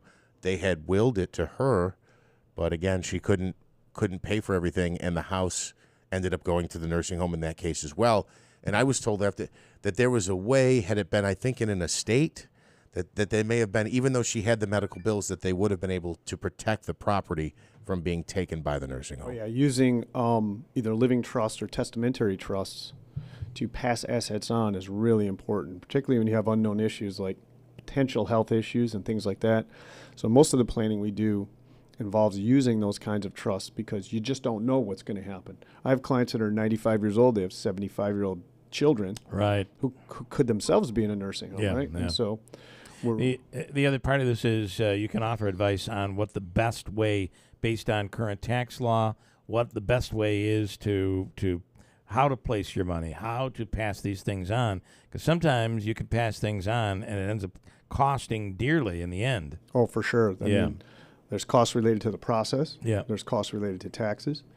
There's capital gains. There's income taxes. There's all kinds of goodies that can affect you. All right. How do people reach out to you? Just obviously a simple phone call. 315-624-9600. Okay. Rob Hilton, thank you. We appreciate it. Thank you. And you'll leave here probably blue in the face, I'm afraid. It's something that we all say, yes, we're going to pay attention. And you gotta make the move. So thank you. Thank you. Greeley Ford standing by right now. Greeley, I want to start with you, if I could, with the what is the story, by the way, that Jeff had yesterday or this week on the that involved the alcohol? Hey, good morning, guys. Good morning. Good morning. There's a story you guys ran yesterday. I saw it in the paper in the Daily Sentinel this morning about a sting, an operation that law enforcement does to check alcohol sales compliance with stores. I guess I'm not sure how many of it was, like about 12 or 13, Jeff. What was it? I think it was a dozen. Yeah, I think it was 12. Okay, and I guess 2 of them were caught to be selling to a minor. So what happens in these stings is an undercover law enforcement officer will go in with the undercover agent, who's someone underage, who does this, and they will go in behind them and, act like they're casually looking at a magazine or something like that, but, there has to be a witness to the sale. And then they will go outside and they will gather the evidence and all that kind of stuff that they just purchased, and they'll go back in and usually arrest the person who sold it to them. Wow. You know, I got to tell you, they're so careful in grocery stores today, Greeley. It's if I go in and buy a 12-pack of beer, they want my license, and I'm like, thank you. Literally, I should just say thank you. But there's a guy, so I'm in line. There's a guy ahead of me, and he's like, I don't have my license. Come on, now the guy's clearly old as hell. Okay, there's no doubt. There's no makeup that could have created this. The best Hollywood. There's no way. And the guy's like, "Come on, I'm clearly of age to buy this." And the clerk is like, "I'm sorry, I can't sell to you." They would not sell to him because he didn't have his ID. Well, if it's the establishment's policy, then the clerk has no choice. Yeah, you're right. So you'll have to take that up with the owner. Well, the fines are pretty severe. The first offense in New York State is $3,000, $3,500 if the person is 18 or under who bought it. Wow. Your second offense is either $6,000 or $6,500. Your next offense is in around the $9,000, $10,000. And your next time after that, you're probably going to be looking at losing your license. Wow. So not to mention the attorney's fees that you're going to have to pay. Do they treat it the same way in a store like that, where they do with a bartender, where the bartender gets arrested? Does the person that actually made the sale get arrested? Yes, it's exactly the same. Okay. So it's interesting. It goes down on the books. It's like a. Let me pull it up here, and I'll get the exact terminology. I don't see it classified as a misdemeanor or felony per se, like we often do when we deal with arrest cases. But it's charged with unlawfully dealing with a child in the first degree, which is PL. What's that? Public Law 160.20, and prohibitive sale of alcohol to a person under the age of 21, which is under the ABC laws. That's ABC 65-1. Yeah. Either way, you got to be careful. And for instance, at the grocery stores, to protect themselves, at least our local grocery stores, they actually now have a system where they'll scan your license, and so it goes into the system. Yes. And then they'll sell to you. And I guess it's better for them. It's really better for the clerk. So you're not there having to make that decision. It's better for everyone. I mean, when I was a commissioner on the authority, at hearings, we would require some repeat offenders to get a scanner. Okay. And they are pretty good. They're tied into the national database. All right. And they're pretty good at detecting fake IDs and things like that. So if you use something like that, and if you say you use that and it said it was okay, you're in a little bit of a better position to negotiate some type of settlement than you would be if you had nothing at all. At least you have something. Quickly, Manaski, PL is penal law. Penal law. Criminal charge. Two things as follow-up here. In this particular case, and I've seen this many times over the years here, it's usually, not always, they'll hit a dozen corner stores or convenience store gas stations. In this particular case, and this was one of the alleged violators, was a Tops Friendly Market in Boonville, so they were actually hitting grocery stores. I don't know that I've ever seen that before. They also went to liquor stores and a couple of pharmacies, which again struck me as odd, but I think it's fair if they sell the alcohol there. And all those, I mentioned the liquor stores and the pharmacies, they were found to be in compliance. I swear to God, 20 years ago, 15 years ago, the best place to get your beer was Rite Aid. Everybody said the best prices on beer, you'd get at Rite Aid. I'm just noting that typically it's convenience stores and gas stations, and they've kind of expanded. It looks like they've cast a wider net in this particular case. Okay. And then let me ask you, when you're talking about fines, Greeley, $3,000, $3,500, $6,000 for a second offense, second offense, is that the establishment or is that the clerk, the cashier? That is the licensee, whoever owns the license. Establishment. Okay. Yes. Okay, I wanted to switch. Anything else you want to add on this, Greeley? Because I have two other topics to hit you on. All right. No, down here in Florida, where we've retired to, I mean, they have the same type of compliance checks. So okay. It's just the way it's done, you know. And I don't know what the fines are down here, but they do have they do send in underage agents just to check, and I'm sure it's the same process. Yeah. Okay, you've been quickly, because I want to get to Apple. You've been driving Uber in your retirement. As a matter of fact, I'm sitting in my car right now, waiting to get done with this interview, and I'm going to click go live. Yeah. Okay, all right. And you have a really nice vehicle. So do you put the little waters in the back for them and that sort of thing? I've talked about that. I am going to do that. I did get an umbrella. I opened the door the door for ladies getting in and out, and tell the guys you're on your own. That's right. So things like that to try to make things light and lively, and it's actually been a lot of fun. All right, and I'm assuming you've heard some stories, and you have some stories. Mm-hmm. Oh my God, yes, I do already, and I've only been doing it about 2 weeks, but some of them have just been hilarious. There's a feature you can turn on recording, so you can audio recording, so you can record anyone that's in. Oh my in the God, car. I didn't know that. The riders get notified of that as well, so I haven't done that. I don't want to intimidate people just yet. And I'm thinking about getting an in-car video camera, but I'm going to see how it goes for the first couple of weeks, and I'll determine if I really need to have that expense or not. You get the in-car video audio set up, and we'll do the rest. You'll be on HBO before you know it. I love it. All right. Taxi confessions. And then, by the way, are you Uber Black? Are you an Uber Black vehicle? Let me think. I'm black, and I'm Uber, so yes. Actually, I'm Uber Black XL. That's I'm what. way up there. Okay, that's so you're a Magnum Uber, is what they call it. Yeah, something like that. So the reason I'm sorry about that. The reason I ask is because whenever we're in New York and we're carrying luggage, we always get Uber Black XL, and it'll cost you more, but they have room for your luggage because it's usually like a bigger SUV, and I figured with your vehicle you had to be at least Uber Black, so that's premium. I can carry up to 7 people in my car plus luggage. Yep. So I've had people tell me that they picked me. They were glad. They said they saw my image of my car and they liked it because my car is big and black, like me. So they said, "But I'm pumped. I'm here all week. You are actually longer than all week. That's all right. And then let's quickly change gears. One more thing. Greeley and I always share. Like yesterday during the Apple conference yesterday, Greeley and I were talking, and I said, Greeley, I hate to do this to you, but it's starting. I've got to go. And we're talking about the Apple conference starts at 1 o'clock Pacific time, 10 a.m. And I know you saw some of it. What's your take as a tech guy? Well, I got to tell you, everything with Apple, you got to read into it.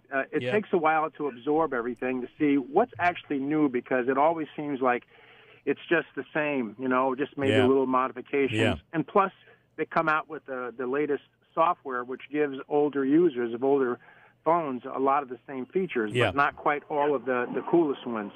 I think the titanium on the iPad Pro 15 Max and stuff like that, I think that's a pretty cool feature to make the phone a little bit lighter. The camera stuff is like you get the impression that they're going full tilt toward video production and things like that and making real cameras obsolete sooner than later. It's unbelievable how you can video with an iPhone Pro, and this 15 Pro you can video and use it I use it for my television production, which can air above the quality of television by far.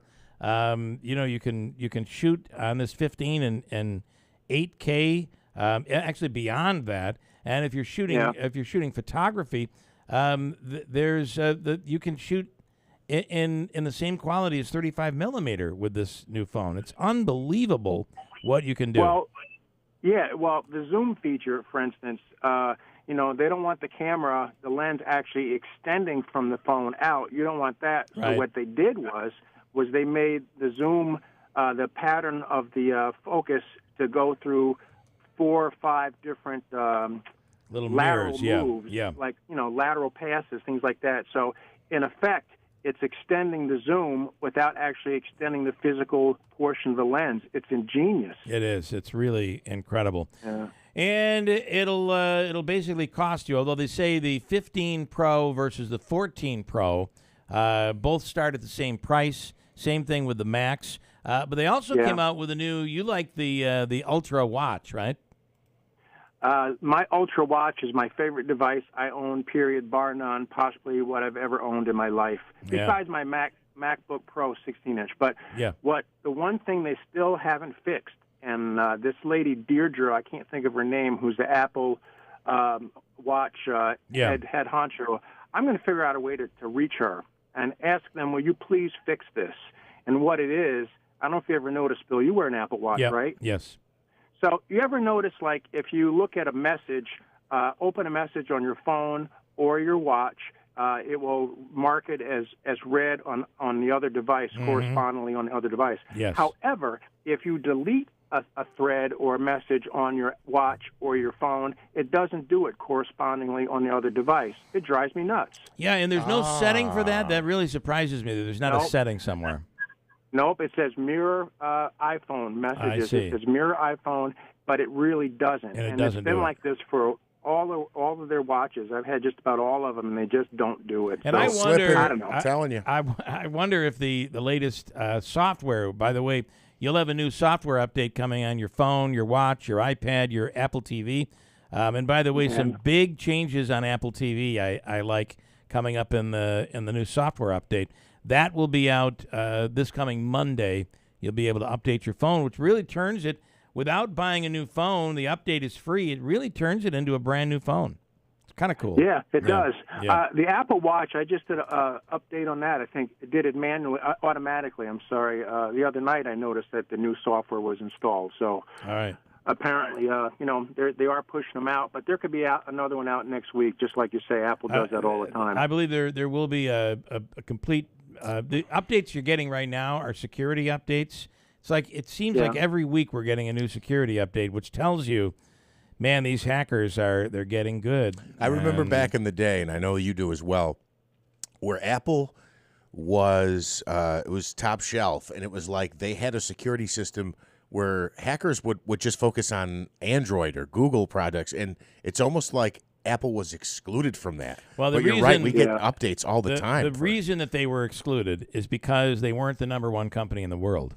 That's the difference. Apple was trailing behind, and there were people like me and Greeley that were big Apple fans, but the number of operating systems out there were not Apple, the big numbers. Right. So they all tackled, and Apple was kind of excluded from it. Today, but I appreciate the fact that it's annoying, but you're getting, in some cases, you'll get 2 updates during a week that are security updates, and you should always update your phone or whatever to that stuff. So.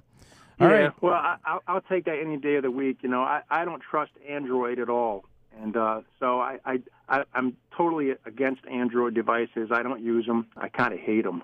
But I'm with to you, that Greeley. end, really? Yeah, that's absolutely right. Yeah. He's right. It's insecure. They don't police their apps the way they should. It's just it's an open platform. It's just not safe to me. And I don't know if you guys follow Kim Commando or get any of her newsletters. But I love her. Every week, Yeah. Every week she's posting other Android flaws and security breaches. All the time. It's a regular thing. She is on Saturday mornings at what? 10 to 1. 10 to 1. She's my favorite show on IBX. I just want you to know. Oh, yeah? Yes, she is. Well, right after Keeler, she's mine as well. All right, cool. Thank you, Greeley. Yes. You have a wonderful day, and good luck on your Uber, your next Uber ride. Good luck. 10-4, over and out. Big tips for you. Over and out, Roger. See, we're rambling on. We're rambling on, and there's a nice young lady standing in the rain next to Greeley's vehicle, waiting for him to get off the phone. Waiting to get in. And Greeley's lines this morning on Uber Black, priceless. Well, I think they were your lines. But, because there's a thing, and you get a better car, you get a bigger car, and it's the way to go. I'm just telling you. Kim Commando, Saturday morning, 10 to 1 for the latest tech info. And if you want to find her online, it's KOMANDO. All right, up next, we're going to talk to Mike Galimi, his take on the Proctor shooting. We're going to get to it. But, Davey, first, Hobica's free money question of the day. Hobica who carries an Android and says I would never own an Apple. And Jeff, how dare you say Apple used to be premier, used to be elite? It is and is currently and gets better every single day. Well, I'm just telling you. I like to be under the radar. You know that. So the fact that they weren't the most popular, I think, was a better thing from a security standpoint you're no for longer, users. Yeah, you're no longer under the radar. Okay, Davey, caller number what? What are you looking for? Caller number 5. Fifth caller through the lines right now. Your chance at $300. 315-736-0186 from the Hobica Law Firm. Caller number 5 right now. 315-736-0186. Hi, this is Tom Cole from Gates Cole Insurance with exciting news. We're expanding with a couple of new offices in our area. One new location is Tall Pines Insurance in Boonville. They're another independent insurance agency that takes pride in making customers happy. That fits our culture at Gates Cole perfectly. Here's Greg Lee from the newest Gates Cole location, Tall Pines Insurance in Boonville. The reason why I got into insurance was I wanted to allow my father the opportunity to retire and give back to my community. You know, we had the Boonville fire that wiped out a large area down here for us a few years ago, and so we showed up at the fire. You know, we were right there, ground zero, with our insureds, who made sure that they were taken care of quickly. You know, we were able to get people the money that they needed to cover their expenses from that loss. For insurance for your home, auto, business, and just about everything else, trust your local independent insurance agency, Gates Cole Insurance, proudly representing Finger Lakes Fire and Casualty Company of Trumansburg, New York.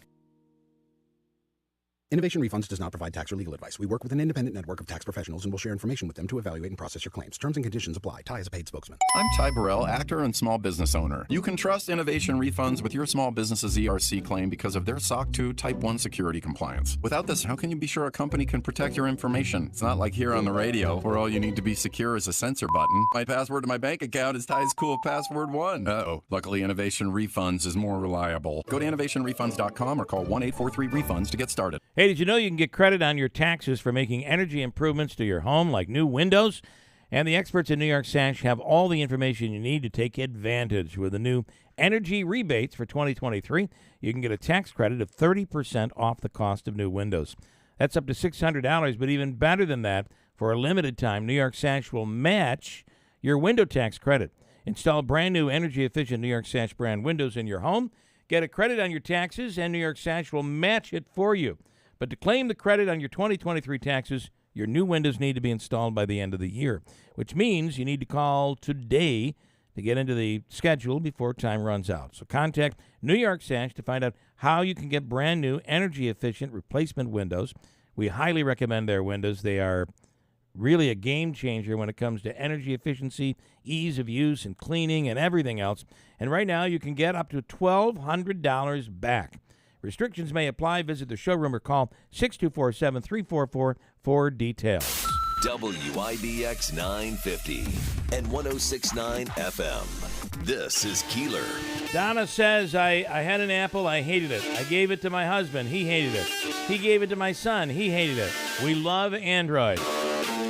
I know you do, Donna, and I got to say, I was looking at your pictures just this morning, and you got a nice family, and you take some really creative pictures. I hacked into her phone to look into the Android. Yeah, looking good, Donna. I thought you were going to say you have a nice family, but all your photos are blurry online. Actually, the Android camera is pretty good. It is. But, you know, they go back and forth. So Apple comes out with something new, and it's spectacular. It's like every time an NFL quarterback signs a contract, it's the largest contract in NFL history. Yes. It's always the best. Yeah. Okay, Debbie is in Rome. Hello, Debbie. Good morning. How are you? Hi. Good. How are you? What kind of phone do you have? I have an Apple. An Apple. Nice. Oh. Smart. She's brilliant. I hope she wins the $300. Winning. I read a story today that it was a tech story this morning, and it said the biggest mistake we as a society have made is giving up on this technology. What do you think it is? Oh, dear God, I have no idea, and I listened all morning. No, this isn't the question. No, this is just me. We've given up. I don't know. Nuclear technology? No. Just for fun, I'm going to say DSL. Thank you for that. Mike Hennessy's on the line. He said quantum computing. No, Mike. No, we haven't given up on that. We did not give up on that. The answer is the landline. The landline. Okay. I was close. Yeah. And the beauty of the landline was, I mean, you can have a landline today, but it's internet based. If you still have the line coming into your home, that is secure. There's 48 volts of power on it. Dependable. Mm-hmm. And when the power goes out, you still have your phone. And, we gave up on that. Big shame. So here's what's interesting. I said DSL, yes, right? You did. The reason we got rid of DSL, even though it was slower, was that every 1,500 to 2,000 feet, you had to have a repeater. And here we are with 5G. What do they have to do? They have to have 5G repeaters. With everywhere. 5G, you have to have them all over the place. All over the place, just like DSL. It's funny. I was in New York. I took some pictures of these transmitters. I thought they were. I reached out to Greeley, and he said, yeah, those are cell transmitters, and they're all over on top of the buildings because you need so many repeaters to make that work.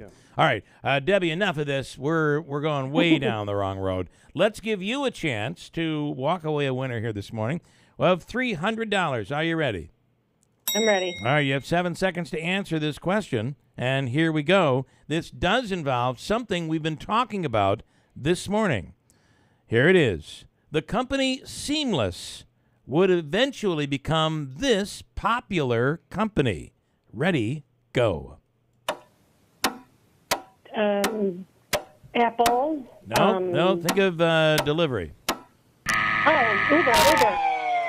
Going with Uber. You did get it in before the buzzer, Uber, but it is actually Grubhub. So you had three choices there: Uber, Grubhub, or DoorDash. And Grubhub was Postmates. We have Postmates now. What is Postmates? It's like a division of Uber, I guess, but it's something that they've had out west for a long time. And you get delivery from that? A delivery of what? Pretty much anything. You can get food, you can get convenience items, you can get grocery store items. That is so cool. You never have to leave your home. I love it. Exactly. That's going to be me. I'll just quickly mention this, and I can't believe I didn't think of this when I talked to Greeley. Sometimes if I'm on an order, you can order a 12-pack or a bottle of liquor from a liquor store. But when I go, I have to scan the ID, which I think is a little bit beyond what I signed up for. That's interesting. Yeah, I have to scan the person's ID standing on their porch. Debbie, I'm sorry we kept you for so long, but we will give you the all-in-one food and fun card, a $25 gift card. It's good at Aquavino, Babe, 72 Tavern and Grill, Taylor and the Cook, and any of the concession stands at Nexus, and the Adirondack Bank Center. Stand by. We're going to mail it to you, so Davey's going to take care of you, okay? Okay, thank you. Thank you, Debbie. She hung with us through all that. Are you a Mike Galimi? You're kind of a tech guy. A little bit. Yeah. Do you have an Android over there? Or is that I do. It's a Samsung.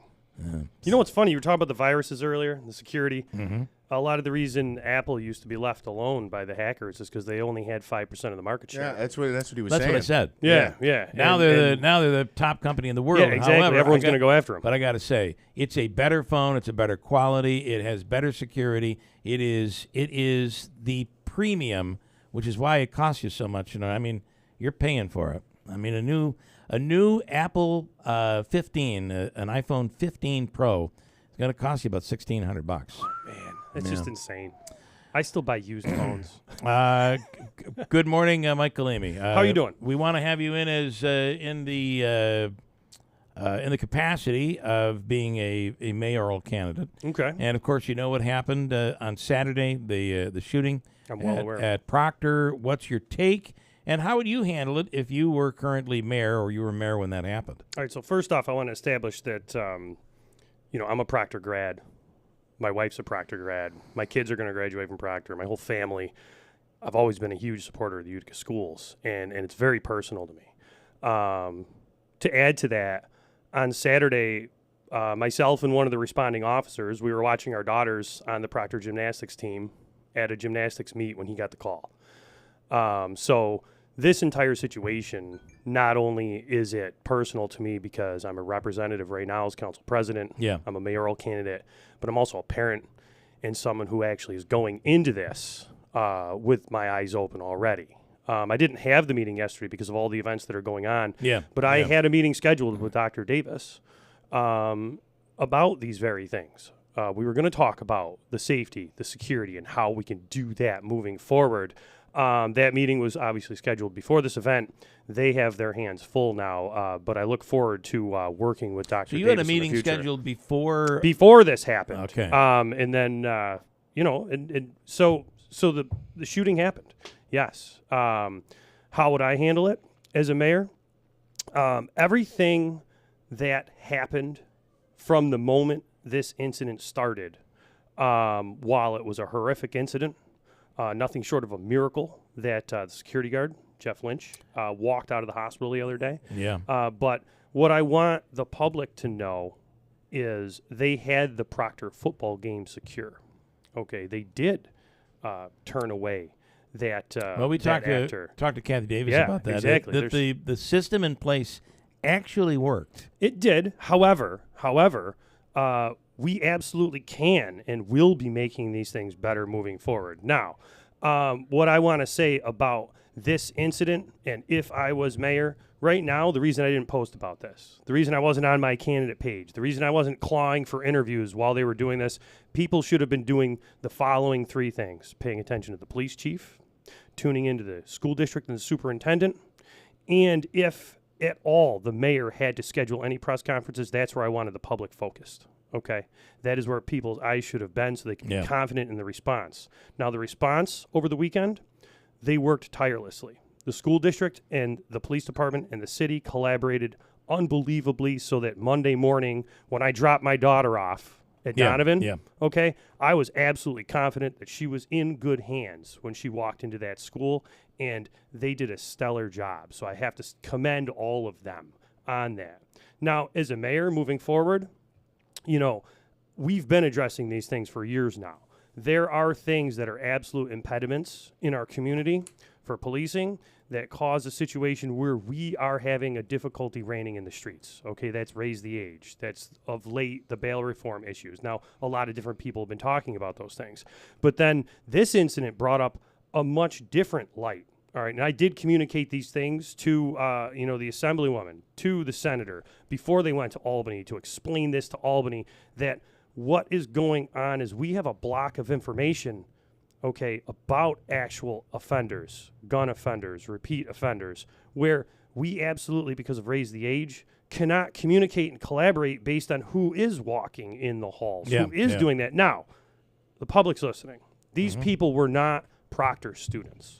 Okay, they were not within those walls walking around, and that's what needs to be understood. This was a very detailed. My guess situation. is at some point they were Proctor or they were Utica students. Right, exactly. They're now going. In this case, the shooter in particular is going to some sort of an alternative school for kids who unfortunately get in trouble. And we were told by police this is not this kid's first run-in with police. Correct. However, because of, and I'll say it, because of raise the age, here's the issue. Every single time a youth offender is given that status and does go through the court system, through family court, there's a very good chance that those records are sealed. So every single time there's an offense like that, it's closed book. Right. Okay, the next time you're before a judge, the next time you are picked up for an offense, there is no record. If the school district wants to monitor the population or the police department wants to monitor who is in and around the schools because of raise the age, you don't see those offenses. They go away. Last question for you: How did the mayor handle this? Listen, he did the press conference. He stood in front of this. He led from the beginning of that. Okay, and then everything went through the superintendent and the police chief. I think everything that happened from the beginning of this incident until today has gone right. I don't want to critique anything that happened because everyone has done what they have to do. And what they're doing to keep the Whitesboro football game going, for example, another testament to the fact that they are collaborating for the right reasons. Do you feel saying not in my city at a time when this happened very publicly, but these shootings have been going on for a long time? I'm not commenting on what was said. Fair I'm enough. talking about the presentation. Now, here's the reality of it. I've been on the radio. I've been addressing this. I've been addressing it in the campaign. I'm here as a mayoral candidate. That this has been going on. The reason this got so much, huge viewport was because it happened in the parking lot after a school game. But this is what we've been trying to rein in. This is what we've been talking to the governor about. Yep. Just real quick, please ask Mr. Galimi if he will have a bigger push as it's getting closer to the election. The other two candidates seem, in this person's opinion, to be much more aggressive in getting out there campaigning right now. Reaction to that? I've been going door to door personally more than any other candidate. You actually have commercials that I've seen on TV. I have the commercials, I have the signs, and I don't know who's asking that question, but just in the primary, I knocked on over 4,000 doors, and I haven't stopped since then, and I'm doing it myself. Wow. No one else is doing that. Okay, maybe they're out there once in a while, but there's people doing it on their behalf. I'm out there personally, just like I was in 2015, in 2019, because the most important thing you can do in this city, especially in our community, is talk to the community members so you know exactly what to bring back to that office and what to prioritize. Right now, and even before this incident this Saturday, for me, that was public safety. We need to take back our streets so people can be comfortable raising their families in Utica, because that's what Utica has always been. And that's what I'm going to make sure it stays. Mike Galimi, thank you. We'll do it again soon. Thank you. Thank you. Thank you. 804 WIBX Utica Rome. Manaski has an update on news. We'll do a quick 2-minute break before we do that. News is next on WIBX. When we get together with others, we can do more. On September 20th, nonprofit organizations will come together to ask for your support through Mohawk Valley Gives, the community's 24-hour giving day. But don't wait. Give now or anytime this month. Either way, every dollar counts. And you'll show everybody that Mohawk Valley Gives. Powered by the Community Foundation, MV Gives is proudly sponsored by Staffworks and M&T Bank and brought to you by Town Square Media. Finding great candidates to hire can be like, well, trying to find a needle in a haystack. Sure, you can post your job to some job board, but then all you can do is hope the right person comes along, which is why you should try ZipRecruiter for free at ZipRecruiter.com/free. ZipRecruiter doesn't depend on candidates finding you. Its powerful technology identifies people with the right experience and actively invites them to apply to your job. You get qualified candidates fast. So while other companies might deliver a lot of hay, ZipRecruiter finds you what you're looking for. The needle in the haystack. 4 out of 5 employers who post a job on ZipRecruiter get a quality candidate through the site within the first day. ZipRecruiter, the smartest way to hire. And right now, you can try ZipRecruiter for free. That's right, free. Just go to this exclusive web address, ZipRecruiter.com/free. That's ZipRecruiter.com/free. ZipRecruiter.com/free. A Rottweiler named Whiskey with hours to live brought back to full health. A terrier named Snoopy, paralyzed in all 4 legs, who ran and played again within months. These dogs are known as Marty's Miracles. Dogs brought back to health by Dr. Marty Goldstein. I've helped countless dogs thrive with one simple concept. Your dog needs a high-meat diet similar to what their ancestors ate in the wild. Called the Miracle Worker by Forbes magazine, he's now created a premium dog food for you called Nature's Blend. It's the easiest way to support your dog's easy digestion, nourished skin, playful energy, and most importantly, their healthy, full life. For a limited time, save up to 54% off Nature's Blend and get free premium dog treats. Go to drmartypets.com/deal or text DEAL to 511-511. Text DEAL to 511-511. I'm so confident your dog will love it. Your order is backed with a 90-day guarantee. All pets are unique. Your pet's results can and will vary. Message and data rates may apply. Good morning. We have mostly cloudy skies. Some light rain still out there in spots. 64 degrees. WIBX news time is 8:06. This news update is brought to you by My Carl. Shop My Carl's today for the lowest prices, no credit needed financing, and fast same-day delivery in the New Hartford Shopping Center and Destiny USA. Well, Utica police say that a pedestrian who was walking on Genesee Street and was struck by a vehicle on Friday has now died. Police identify the man as 57-year-old Thomas Irvin. He is from the city of Utica. Police say Irvin was crossing at around 4 o'clock on Friday on Genesee Street near Shepherd Place. When he was struck by the vehicle after being rushed to the hospital, he was taken to the operating room and had been listed in serious condition for a few days. The driver of the vehicle and a child passenger were not injured. Thus far, police say no tickets have been issued. The State Attorney General's office releasing video of the deadly deputy-involved shooting in DeWitt that occurred last week. Onondaga County Deputy John Rossello opened fire toward a stolen vehicle that was heading in his direction. Now, 2 teenagers were killed, 17-year-old Dal Apet and 15-year-old Lueth Mo, both passengers inside the vehicle. Authorities say the driver of that stolen vehicle is still on the run.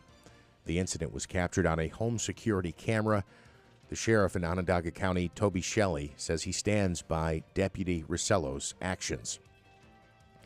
The CEO of Micron Technology will make an appearance later this week at the My Dream Summit at the On Center in Syracuse. It's happening on Friday.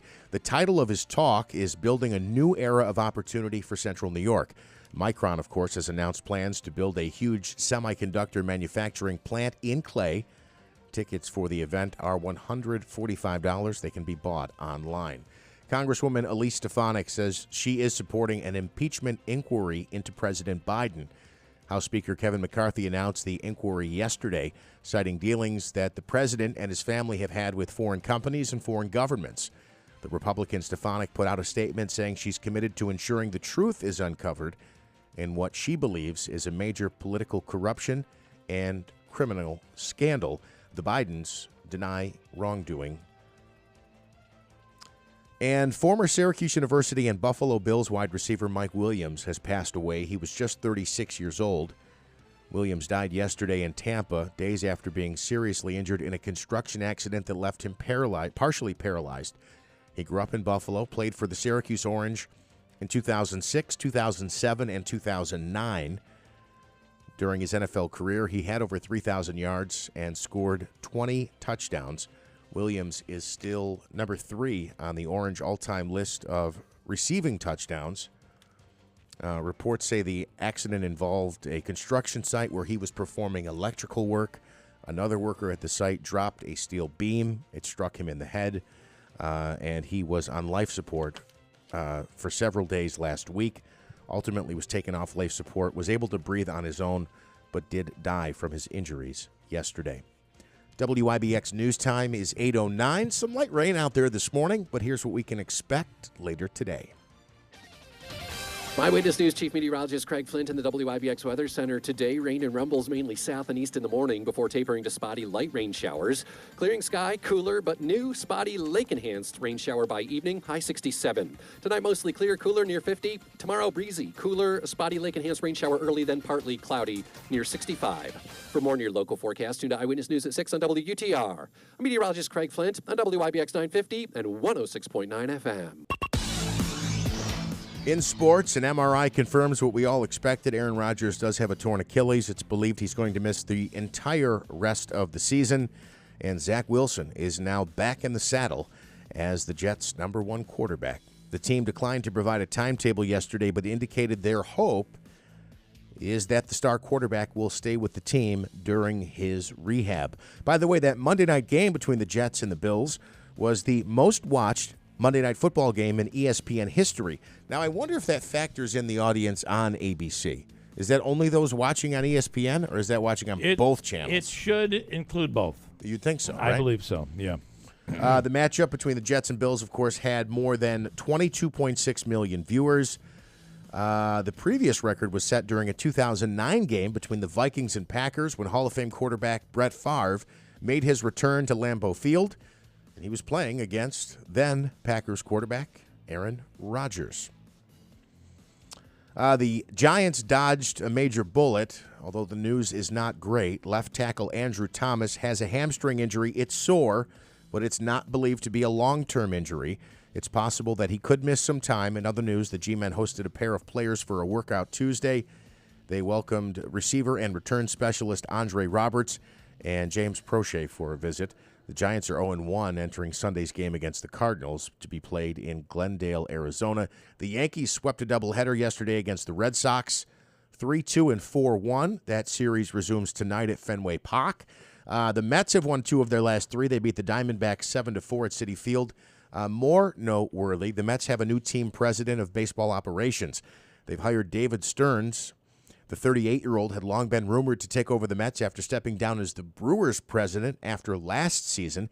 He'll officially begin his 5-year deal in early October after the end of this regular season. And for those of you keeping score out there, Billy Epler, who is the team's general manager, is still on, but it's reported that he will serve as the number 2 to David Stearns. Smitty, did you give me one of these? You gave me a... He is going to be the number 2. He'll be under Stearns, right? Yes. Right. Yeah, that's right. Anything else you want to add? Everybody good? Everybody feeling good today? You need anything? Well, I guess I'll just mention this you here. Need a hot towel or something, Davey? All right. In the sports report here. Okay. I love a good hot towel. You go to a restaurant, Japanese usually, they'll give you, in the one up by the movie theater, you'll sit down and they'll give you the hottest towel. Now, my wife immediately washes her hands with it. I put it on my face. Yes. Love it. Yes. Love it. Bring me that hot towel. Got to open those pores I up. want a hot towel. Next contract I sign for radio, which there may not be one, I'm telling you, I want a hot towel every morning at 7 o'clock. It would just change my mood. So is that part of my duties now to give you a hot towel as soon as you come in the Might morning? have one ready for you? Yeah, you and gotta, for Jeff? They have a wonderful aroma. You got to check to see how the Japanese do it. They know what they're doing over there. 1 hot coffee, 1 hot towel. We're good to go. Fair enough. Proctor, Whitesboro, my understanding is still on for, what is that, Saturday morning at 9:30? Saturday morning, 9:30 is what they're saying. Yeah. Okay. I got a break, but let me bring in Senator Griffo. Hello, Senator. Good morning. Good morning. Good morning. You sound like you're in a bad mood today. Everything all right? No, everything's fine. I think maybe you need a little hot sauce with that hot coffee and hot towel. Okay. I do like hot sauce, too. That'll get me going. All right, Joe, this is a great story. Football fans at a Wisconsin bar went from cheers to paying for their beers. Of course, with the Aaron Rodgers tie-in, the bar offered to pay everyone's tab if Aaron Rodgers and the Jets lost. You know, it looked like they were going to. They were all drinking up. They were drinking up at halftime, and then the Bills blew it in overtime. This TV reporter came out of a taped bit from when Aaron got injured to the groans of the crowd seeing the Jets win in overtime. Here we go. So there's a loud roar when Rodgers leaves the game hurt in the first quarter. And the mood has changed considerably. That is because the Jets just won the game on a long touchdown in overtime. You could take a look. This is the reaction from a bar where people are realizing the bar tabs they've been racking up all night. The bar was going to be paying that tab. It is setting in. They are going to have to go to the bar and pay that tab. I love that. That is so cool. The bar. Look, I don't like people cheering for injuries. That's not the cool. key. Not classy. I know you scolded Davey the other day about that. That's kind of like what you saw. Some of the things that you're reading and seeing now, where they're talking about what's your favorite moment of Aaron Rodgers' Jet career. Well, Smitty, pull up the paper. I thought that was a great headline. It has to be a moment, right? It has to be like, what's your favorite second? New York Post headline on the back sports page. The Rodgers era, 8:17 p.m. to 8:28 p.m. And what does it say under that? Oh, September 11th, 2023. Wow. One thing is for sure, though, he walked away with some dough on this deal. Yeah, that's guaranteed money for the most part. Yeah. So he's getting it either way. Nagel I think there's says- insurance policies actually that exist that would I don't want to say reimburse the Jets for what turns out to be a horrible injury. On the hot towel, Nagel says, be better off with a hot toddy. And Nagel, I think you are absolutely correct. Michael, this morning, a couple of comments here. We were talking to Rob Hilton earlier on, making sure you have everything buttoned up. And then what do? You pass away and a long-lost child shows up that you didn't realize Dad had, and maybe Dad didn't realize it. This is what Mike says. Imagine the problems Ancestry.com and 23andMe has caused in regards to suddenly there's a family member that no one knew about and shows up for money. He says he knows of an instance of this actually occurring. And by the way, he also adds, if Greeley's having problems with his phone, he can talk to Davey to fix the settings. There you go. Davey is an expert now at the iPhone. All right, Joe, hold on. We're going to break and come back and talk with you about the Proctor issue and bail reform and raise the age and the changes that in bipartisan fashion you introduced yesterday. So stand by. You good? Yes. I'm told your hard out is 8:45. Is that correct? No, 8:30, Bill, unfortunately. I've got to be at a meeting at Upstate Medical Center in Syracuse, so you got to get on the road. All right. Are you saying I got to get the show on the road, or you have to get on the road at 8:30? As long as you don't have to get on the road, we're good. We're good. All right, stand by. We'll be right with you. River Hills Properties, fastest growing real estate company in Central New York. And 15 years ago, nobody knew their name. 15 years ago, it was just Robin. 15 years ago, they were contemplating how could we make a difference in the Utica, Rome, Mohawk Valley, North Country market when it comes to real estate. And they decided on, let's just offer more. Let's do more. Let's work harder. Let's do more things for people when they're trying to sell their homes. Because you know what? Selling a home, closing on a home, is one of the most stressful times you're ever going to experience. And to have your listing agent there at every step of the process to assist you from beginning to end makes all the difference in the world. Every time your house is shown, your listing agent is there on your behalf. Who wouldn't want that type of service? Contact the people at River Hills. Call today at 315-896-1009. Bill or Robin, Andrew, or any of the agents at River Hills Properties. Online, it's riverhillspropertiesllc.com. Remember, nobody sells homes like River Hills Properties. Ever heard of shingles? Kind of sounds harmless, right? Wrong. Shingles is a wicked, painful rash that can last for weeks. People who've had it say it's the worst pain ever. It can even cause nerve damage. Shingles happens when the chickenpox virus you had as a kid gets reactivated. It's more common in people 50 plus and in those with weakened immunity. A vaccine is available right now that's 90% effective. So see your provider, talk to your Kinney pharmacist, or make an appointment at KinneyDrugs.com. You do not want shingles. Trust me. Go green, they say. But how? Start with your biggest investment, your home. Invest in the future with a new water furnace geothermal heating and cooling system by City Suburban. We at City Suburban have converted hundreds of customers to green energy to heat and cool their home. And we can do the same for you. Now is the best time with the New York State Clean Heat Energy Program, where you can save up to $12,000 while funds are available on your water furnace geothermal system, plus a 30% federal tax credit. They say go green. We say go Geo. Hi, this is Chris from City Suburban. There's never been a better time than ever to go green. With the New York State Clean Heat Energy rebates and federal tax credit, you can save thousands on the installation, plus save for years to come on energy costs. And like always, every installation comes with City Suburban's POMG. That's peace of mind guaranteed. Call us today at 853-3899. That's 853-3899. Or visit us at citysuburban.com for more information. Finding great candidates to hire can be like, well, trying to find a needle in a haystack. Sure, you can post your job to some job board, but then all you can do is hope the right person comes along, which is why you should try ZipRecruiter for free at ZipRecruiter.com/free. ZipRecruiter doesn't depend on candidates finding you. Its powerful technology identifies people with the right experience and actively invites them to apply to your job. You get qualified candidates fast. So while other companies might deliver a lot of hay, ZipRecruiter finds you what you're looking for. The needle in the haystack.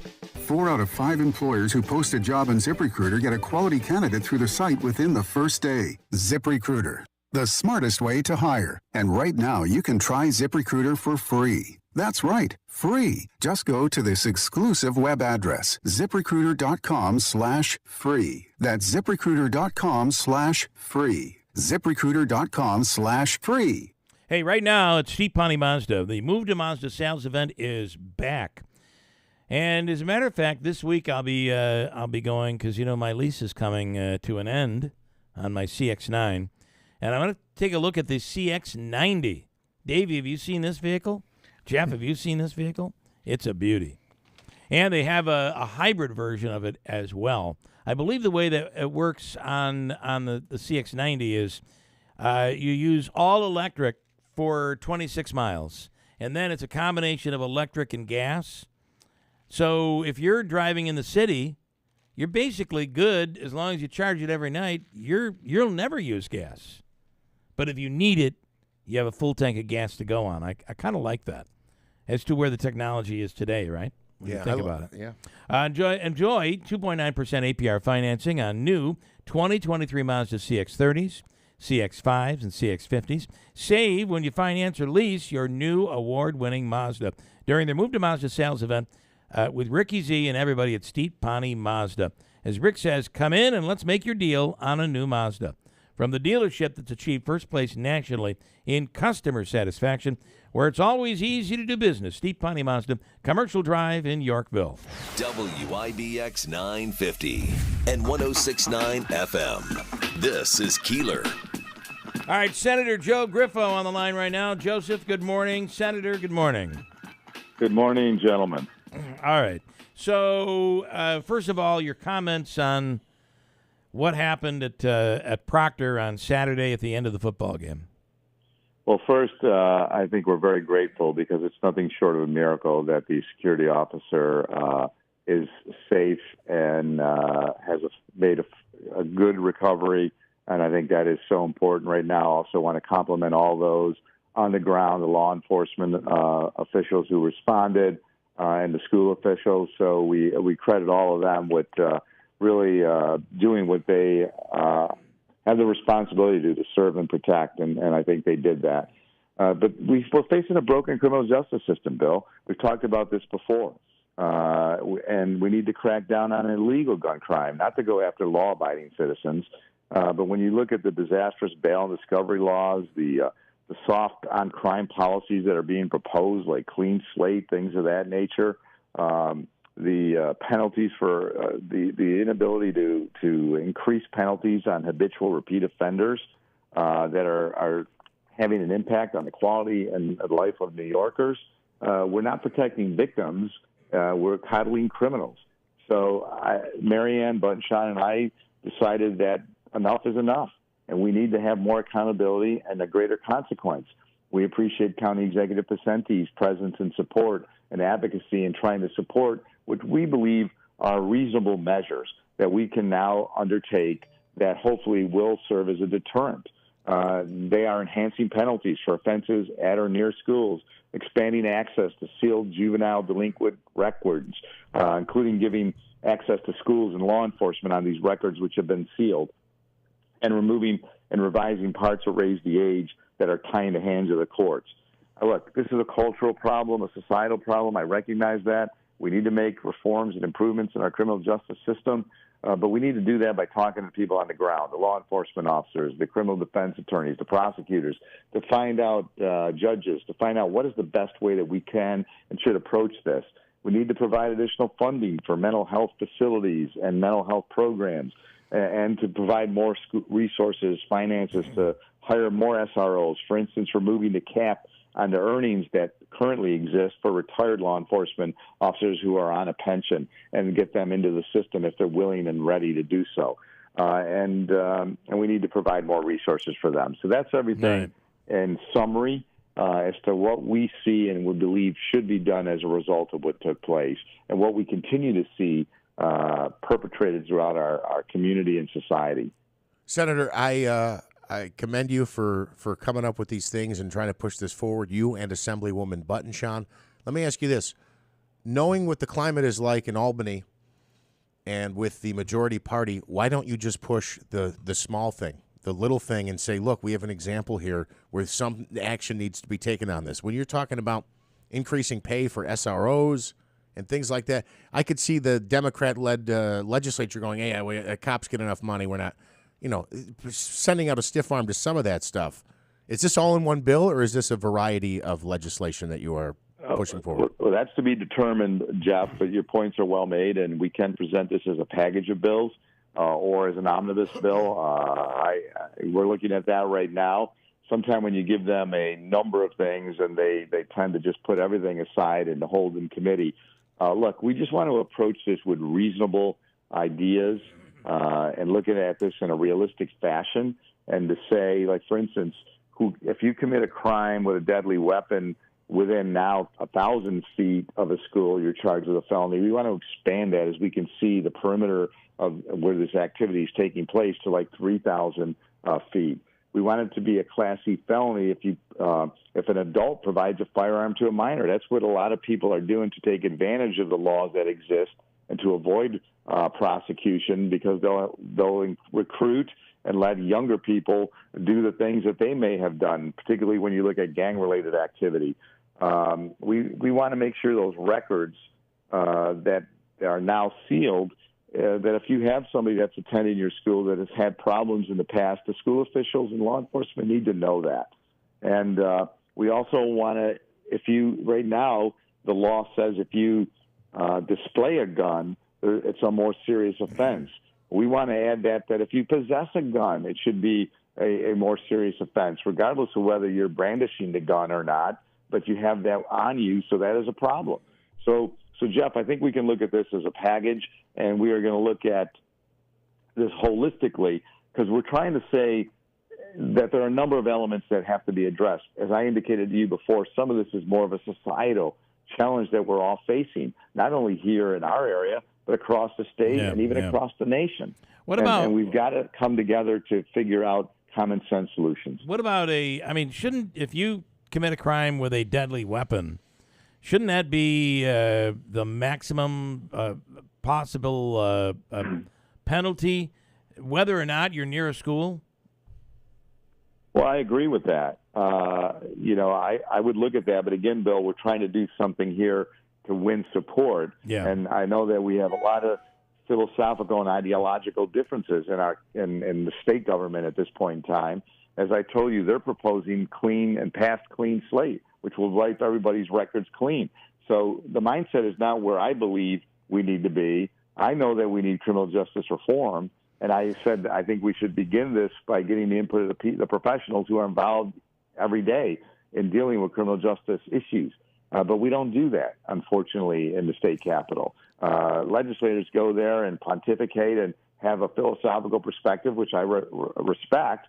But in the end, we need to approach this in a more realistic way that will have a meaningful impact on our community and change what we see happening. We just think these are some ideas that would allow for us, under that concept of enough is enough, to provide accountability and for people to suffer a consequence. So, I agree with you, but I'm also trying to say, what is Mary Ann and I talked about this and said, right now it's 1,000 feet, but we're seeing things happen outside that perimeter now. Let's make, particularly in educational settings, so let's expand that, for instance. That's the reason for that. But I agree with you that this is, no matter where you are, there should be a consequence and accountability for any type of illegal action and activity. Clean slate, does that apply to sex offenders and rapes? No, it doesn't. Okay. Remember we talked about that in the radio I thought before. so. I thought we did. That was excluded. But still, it's just a concept, Jeff. The fact why I'm saying that is it shows you where their mindset is. Yes. And that's what needs to, we all need to change a little bit where we are. No matter where you stand philosophically or politically, we need to come together here. Can I say, and I know we're nearing the time where we have to let you go, wouldn't it be better to allow for discretion and to have a part of criminal justice reform could very well have been adding a step that the court must consider the scenario, the situation, the background, the intent, the person's previous record, all of these things that probably were in play before this, but we've turned it to almost like a switch. It's like if you meet this criteria, boom, the court can't do anything. Wouldn't it be better to allow for the system to use its discretion, and maybe there are cases where someone should have their record wiped clean, but maybe there aren't, right? Yeah, I support judicial flexibility and discretion. We've talked about that before, even relative to the bail law. Right. Yep. So I'm not opposed to that. It's a good point, and I think that's the nature and the setup of our system. And the judiciary plays an important role. So that type of flexibility and discretion is something that I would entertain and consider. The other thing, Bill, when we talk about this, we're putting new laws on.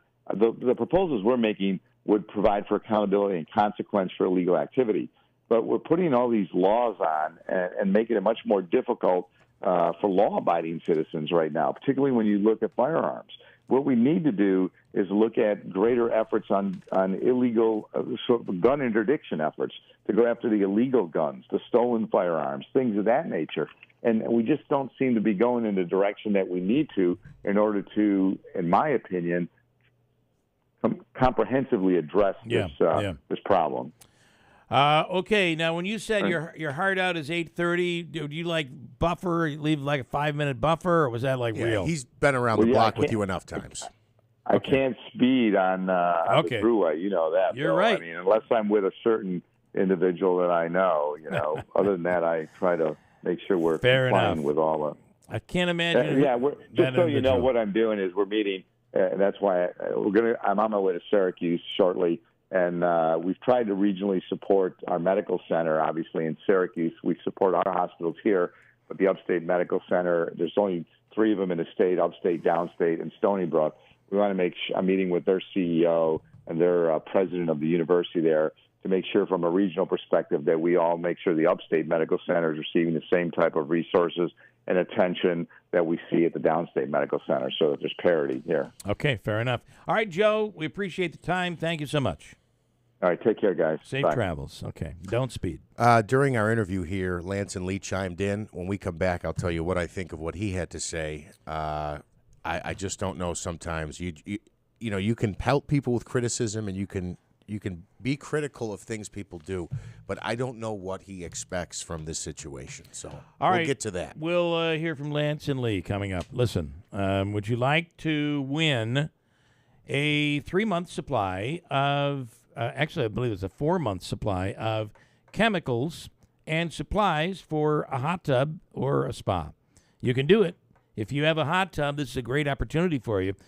Just download the WIBX 950 app, and you can do so in the far superior Apple Store, the App Store, or there's Google Play. You could download it, whatever device that you have, download it, and you'll have the absolutely free WIBX 950 app. There in the app, you message us Tucker, as in Tucker Backyard Pools and Spas, which they have a brand new location that they've opened up on Seneca Turnpike, which is just before you. It's in between Big Apple Music and the Four Corners there in Westmoreland. Technically, it's Clinton. Is that right, Davey? I believe it is. Brand new showroom with pools inside and their new spas, artesian spas, made in the USA, 30 years of manufacturing excellence. And the deal is they have what they call a big spa, and it's a swim spa. You literally you've seen them on TV. They have one on display. It is the coolest thing. The jets get going, and it creates a current, and you swim against the current. It is beautiful. And they have a whole lineup of spas. But you could get chemicals and supplies just by messaging us on the WIBX 950 app. Has to be through the app, so download it now if you don't have it. Message Tucker to qualify to win. No purchase necessary. Davey. Oh, breaking news. And the Pennsylvania inmate that they've been looking for? They found him. Yep. Wow. In custody. Where did they get him, by the way? Was he in Pennsylvania still? Yeah. Yeah. He was really taunting them. Was he? He was climbing up in the housing developments in the rafters, and they had him on camera, and he was looking at it, smiling at the. He'd see a camera and he'd smile at it, and each time he's changing his outfit, and sooner or later they were going to get him, but they have now captured him. I don't get it. You'd rather taunt the police than figure out a way to permanently escape custody. Well, and he's screwing around in apartment buildings, smiling at cameras. Way to go! And you're back in jail. And this is, this is a dangerous guy, right? He killed his girlfriend. So and he stole a gun on Monday. Yeah, he stole a gun the other night. Dangerous, but not that smart. Okay, so the worry that this guy might make his way into upstate New York is gone at this point. Got a break. 8:37. Coming up, we'll talk to Ryan Nobles from NBC on WIBX. Life happens, and at Mohawk Valley FCU, we are here to help you through life's ups and downs. It's not always easy. Life isn't perfect. That's why Mohawk Valley FCU goes above and beyond for their members with higher interest accounts, superior service, easy loan approvals, and so much more. With locations on River Road in Marcy, in the State Office Building in Utica. And with mobile banking, you'll receive the best service no matter where you are. Mohawk Valley FCU now welcomes all Town of New Hartford employees. Member-focused, member-driven. Visit MohawkValleyFCU.org. It's obvious. We're being let down by the institutions we used to trust. The mainstream media are distracting us with meaningless headlines instead of focusing on the real concerns of American families. Countries we're at odds with are hoarding food, financial systems are strained, and supply chains remain too fragile. We can tell something is coming, so we're preparing. Folks are getting into self-reliance and investing in emergency food storage. And My Patriot Supply, the nation's largest emergency preparedness company, makes it easy for you to have peace of mind knowing you're prepared. Go to MyPatriotSupply.com and secure some emergency food kits. There's a dozen to choose from that contain tasty breakfasts, lunches, and dinners, averaging 2,000 calories per day. Get at least one food kit for each family member. And while you're there, stock up on water filtration, heirloom seeds, and emergency gear, too, at MyPatriotSupply.com. It's time to prepare today. Go to MyPatriotSupply.com. MyPatriotSupply.com.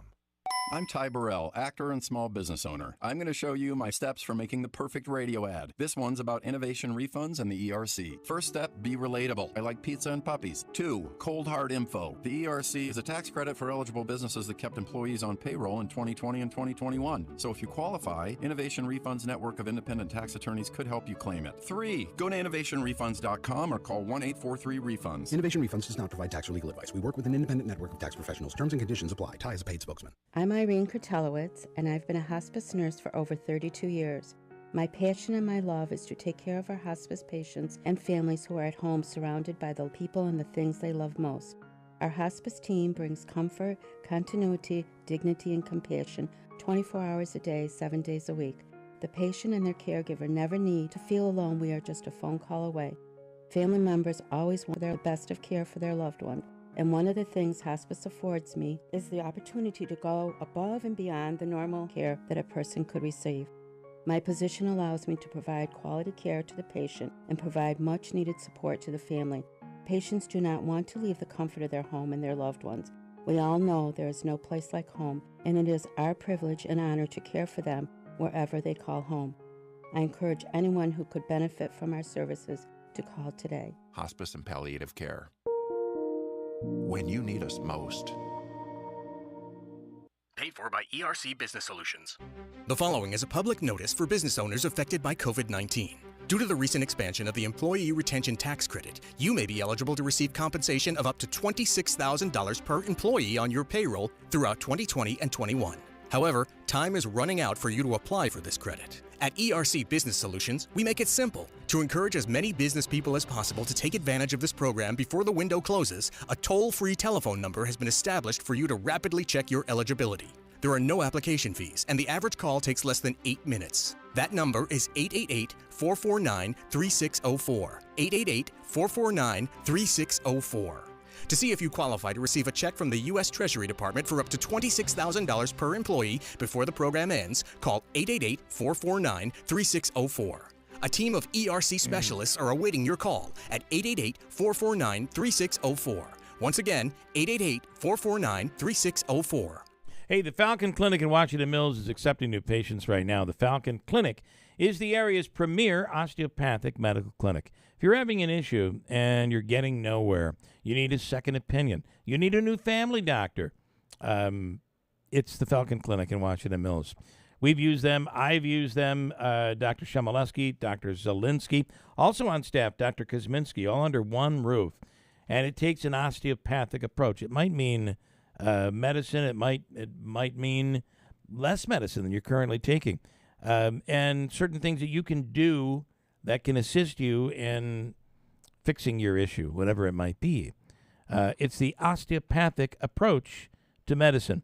Dr. Shemaleski, Dr. Zielinski, and the Falcon Clinic. Call them today and ask for an appointment. They're accepting new patients right now, 315-507-4751. Visit them online, falconclinic.com. The Falcon Clinic is located in Washington Mills. First News with Keeler in the morning on WIBX. Remember this song? I like this song. It's bittersweet, though.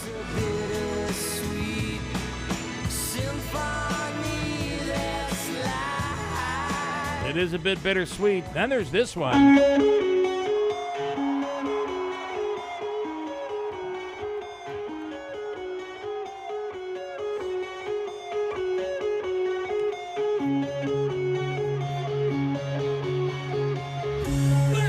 and gentlemen, I want you to check this out. Miss Carrie Underwood. This is, what's his name from Guns N' Roses? This is Guns N' Roses, by the way, but Carrie Underwood on lead vocal. Check it out here.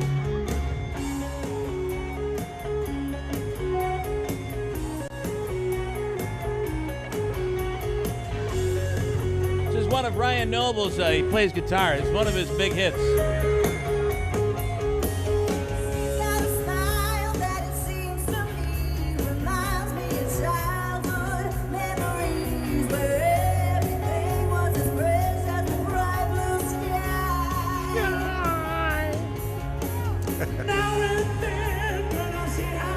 I'm gonna tell you, she sounds better than he does, doesn't he? Oh, yeah. That's so much better. Oh, yeah.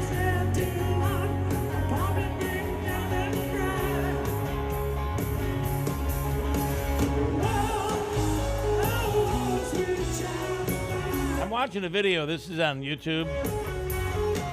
It's clearly shot on an iPhone. The quality and the clarity is just brilliant.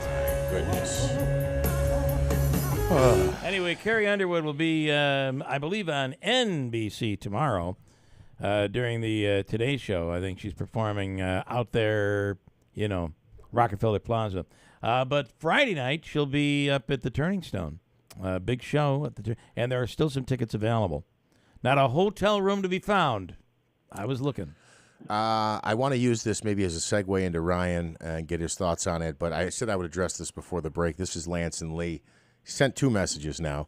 He says, tell Joe these useless news conferences aren't going to change anything unless New York City decides they want to change. Kind of like the useless letters that get written. Basically a waste of time. Then I said what I said before the break. And he says, while you may not like my opinions on things, I challenge you to find one success story in any of the letters that Griffo or Pacenti have written that have any impact at all. You won't be able to. Believe me, I've kept track, so it's just a waste of time and political propaganda. My question to Lance is, what would you like them to do? Not do anything? I understand his point about the bulk of votes downstate, and you got to change minds, and it's probably not going to. It's not going to be a bunch of Republicans who pass a law. You're going to have the majority of the Democrats in on it too. But what should he do? Play chess at the state office building? Run a checkers tournament out front? I don't. Not do anything. Ryan Nobles is on the line right now. Ryan, good morning. Good morning. Big fan of Sweet Child of Mine. What was the song you did? It wasn't Sweet Child of Mine. It was... Every rose has its thorn. Why do I have to always remind you of this? Has its thorn. Yeah, I mean, the way you belted it out, though, was something. I liked it. And if I'm correct, Ryan, that was on this station. I don't think it was. I think it was on when you were on you were doing the show from that office. Yeah, I don't remember that. Oh, you're right. Yeah. From the, what's that guy's name? You never remember his name anymore. He owned the building. Yeah, that guy. He will text me immediately after if we don't give him all due credit. Yeah. Oh, Brock Schmock. Give me a break. Okay, so, yeah, that was very nice. That was before you pivoted to being a serious newsman. That's right. As you are now. Yeah, very serious.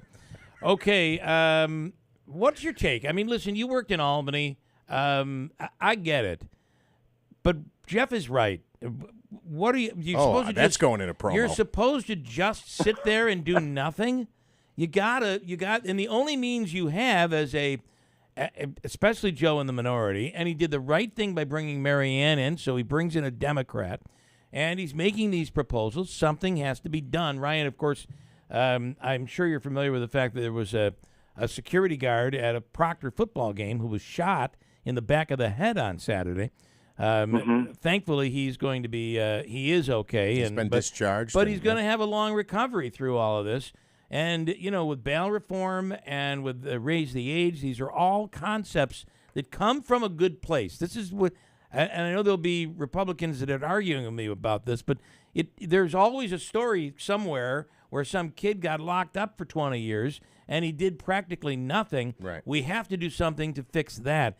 this concept of raise the age, carte blanche, is a mistake. But as somebody who worked in Albany and now observes those in Washington, it's a part of the process. You have to make propositions and propose things during press conferences and hope to sway other people. Yeah, and then the hope to look for areas of compromise, and that's kind of been where the legislative process has gone off the rails a little bit. Where it used to be that the first stage in anything was a member making a bold proposal that maybe was a little bit beyond the reach of getting enough votes to pass, but it would start the conversation between Republicans and Democrats, and that they'd be able to find some sort of common ground to be able to establish legislation that would get the job done. And, it's just becoming more and more difficult for Republicans and Democrats to find that common ground because the way elections are run now with, primaries with heavily partisan districts, there isn't that same level of motivation. In New York, especially for upstate members of both the Assembly and the House, and the Senate, it takes a little bit more work to try and have these issues break through because the downstate members of the chamber have so much more power because that's where the population base lies. So to try and convince them to get on board with a piece of legislation is a high bar for the upstate members of the Assembly and the Senate, and you sometimes it takes these major issues that break through beyond the media markets in upstate to kind of compel the downstate politicians to get involved. It's interesting because New York Democrats will criticize Republicans, especially Republicans in the House, where it's all your way or the highway, that you will not budge. Look at what we're doing currently, and we'll get to this while we're dealing with this impeachment inquiry. McCarthy did not want to do it. There are Republicans who feel there's no evidence to move forward to do this. Be careful what you do now because it could be done to you later. And to make a comparison between what's going on with Biden and Trump, there really is no comparison, but I get it. But at the same time, they make these complaints that Republicans are unwilling to budge, and it's their way or the highway. They do the same thing in New York politics. It's their way or the highway. They have the majority, and they won't budge. And when you have a supermajority like that, there isn't a ton of motivation to try and find compromise with the other side. I mean, and sometimes you can convince the more moderate Democrats, and there are a fair share of moderate Democrats that are in seats where they could potentially face opposition from a plucky Republican, and that may encourage them to work with some Republicans. But you're right. I mean, there is definitely a hardening of positions by both Republicans and Democrats in a way that I've never experienced over the course of my career covering politics. I mean, I think a good example up here in Washington is this standoff between the Alabama Senator Tommy Tuberville and the Pentagon over these military holds because of the abortion policy that the Department of Defense has in place. Both sides are completely entrenched in this. Tuberville's preventing hundreds of military promotions from going through. The administration is completely unwilling to bend it all on the DOD policy. And Chuck Schumer, the Senate Majority Leader, is also unwilling to change the Senate rules to try and get these promotions through. And so everybody's kind of just staring at each other. And meanwhile, national security is at risk. So, it's definitely a different culture in government right now, and one that I don't think is necessarily good for the average American. Look at the latest. Right now we see Brandon Williams, congressman in the 22nd, Elise Stefanik, all coming out in favor of the impeachment inquiry, something McCarthy did not want to do, but has really been forced to do. Where does this end up going when it's all said and done? Well, Bill, I think Kevin McCarthy's really put himself in a tight spot here. I mean, I think that the decision he made yesterday to open an impeachment inquiry without a vote on the House floor, which he said he wasn't going to do. Last week he told Breitbart, of all places, that he wasn't going to take the same path that Nancy Pelosi took, and we should also point out that Pelosi ultimately did put a vote on the floor. I think it's a kind of a short-term solution to kind of keep the hardline conservatives off his back here and I don't know how long it's going to last. But the fact that you've launched a formal impeachment inquiry the idea that that wouldn't end up in articles of impeachment is very unlikely. He's basically put himself in a position here where he's going to, at some point in the relatively near future, have to put articles of impeachment on the floor. And that is a big risk, because if he's unable to get the 218 votes necessary to get those articles of impeachment passed, and there's no way he's going to get a single Democratic vote, that could end up being a boon to the president. President Biden, could claim exoneration, much like Trump has done, even though he was, more than a majority of the Senate convicted him in his two impeachment things because he didn't meet that supermajority threshold.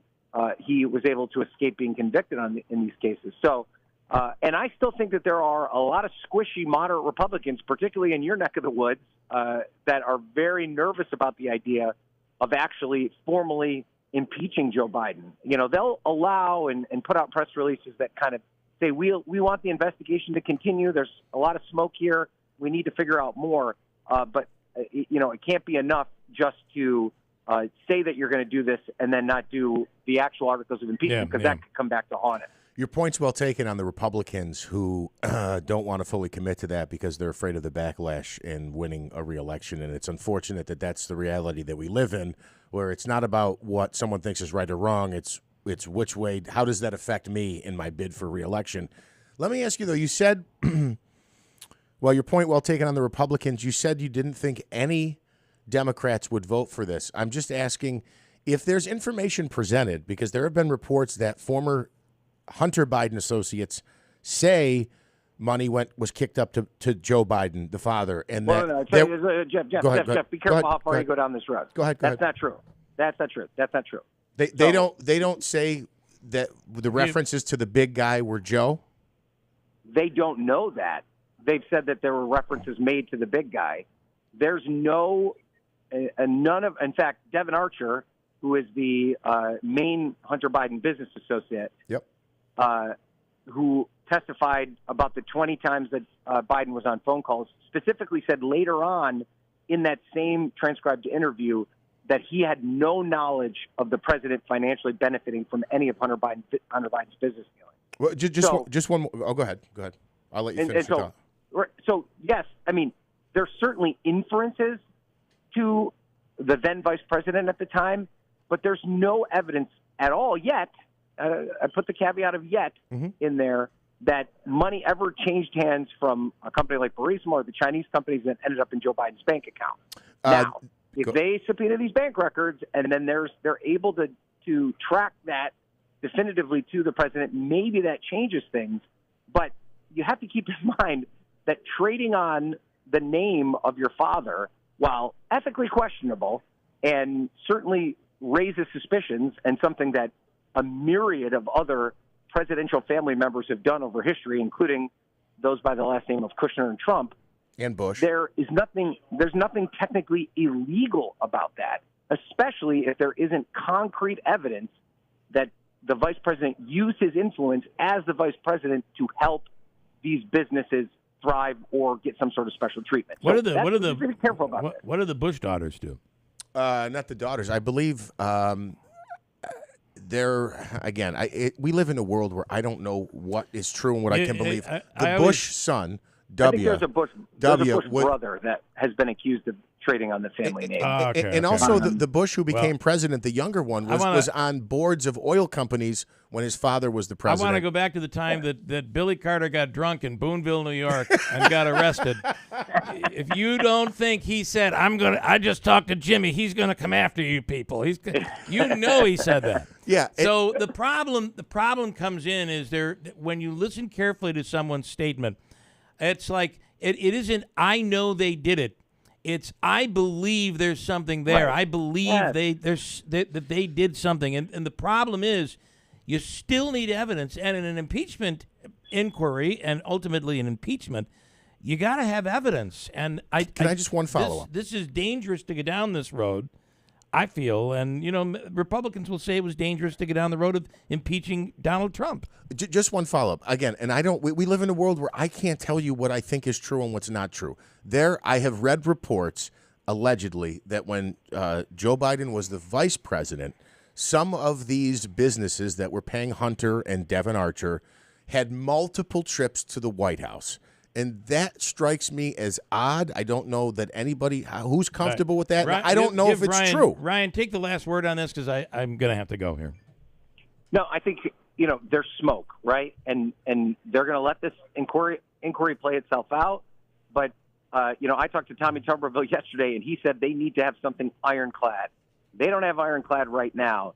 And if I'm Mark Molinaro, who's in a district not too far from where you guys are sitting right now, that has a lot of Democrats and elected Joe Biden by more than 10 points, I'm going to be very nervous to cast a vote to impeach Joe Biden unless I've got something ironclad. They don't have ironclad yet. Impeachment is political, not legal. This has now become a political argument that needs some sort of legal backup, and that's the precarious position that Kevin McCarthy's found himself in. And the fear is that this backfires could actually benefit Joe Biden. That's exactly the fear right. from Republicans. Historically, it helped Trump. It helped Bill Clinton. I mean, Bill Clinton's approval rating, he was in rough shape when that impeachment inquiry started. Yeah. He came out of it winning by a landslide in the 96 election. So it is a very difficult position and a risky one that Republicans are taking right now. Which is amazing because history will tell you that he did lie and he was wrong, right? I mean, they decided not to impeach, but does not. You mean on Clinton? Yeah, but on that Clinton, was bogus. But is it a high crime and misdemeanor? Or treason, which is what is an impeachable offense. The Clinton thing, when you look back on it today, it's like, what were we thinking, right? I mean, what a different standard we had back then. It is what it is. It's where we are today. It's going to be very interesting to see how it goes. I forgot who it was. I just saw, Ryan, on the Sunday programs. It said, let me tell you, neither Trump nor Biden will be on the ticket when we vote for 2024. Please. We'll see what happens with that. That was a Republican prediction. That's a fantasy dream. That might be. Yes, it is. All right, Ryan, thank you, man. Listen, I take the bet the opposite, that's for sure. Have a great week. Thank you. All right. Ryan Nobles. Talking about the Bills. Okay, right. Yeah, dear God, next time. All right, thank you. All right. Ryan Nobles, Thanks, guys. NBC. All right, bye. Take care. Listen, you want to buy tickets for Jimmy Fallon? Yes. And you want to do it for veterans in need because the show is on Veterans Day, November 11th. River Hills Properties has allowed a situation where you can call up the Stanley or go there and purchase tickets for veterans. They'll then be given to veterans in need, allowing them to see the show on November 11th. Ask for hero tickets at the Stanley. Do it today at the Stanley box office. Compliments of River Hills Properties. 9 o'clock, WIBX Utica, Rome. We're back tomorrow. I can tell you that he was caught near the home where he broke into a garage and stole that .22 caliber rifle on Monday night. And I'm told that he was arrested by Pennsylvania State Police teams as well as Border Patrol. That's Fox's Nate Foy in Chester County, Pennsylvania, where Cavalcante broke out of prison just days after being sentenced to life for murdering an ex-girlfriend. But the manhunt continues for an accused killer in Washington, D.C. A $30,000 reward is being offered for information leading to the capture of Christopher Haynes, who escaped last Wednesday, just hours after being arrested on suspicion of killing a man last month. An officer was handcuffing him to a gurney when Haynes hit the officer and got free, outrunning two officers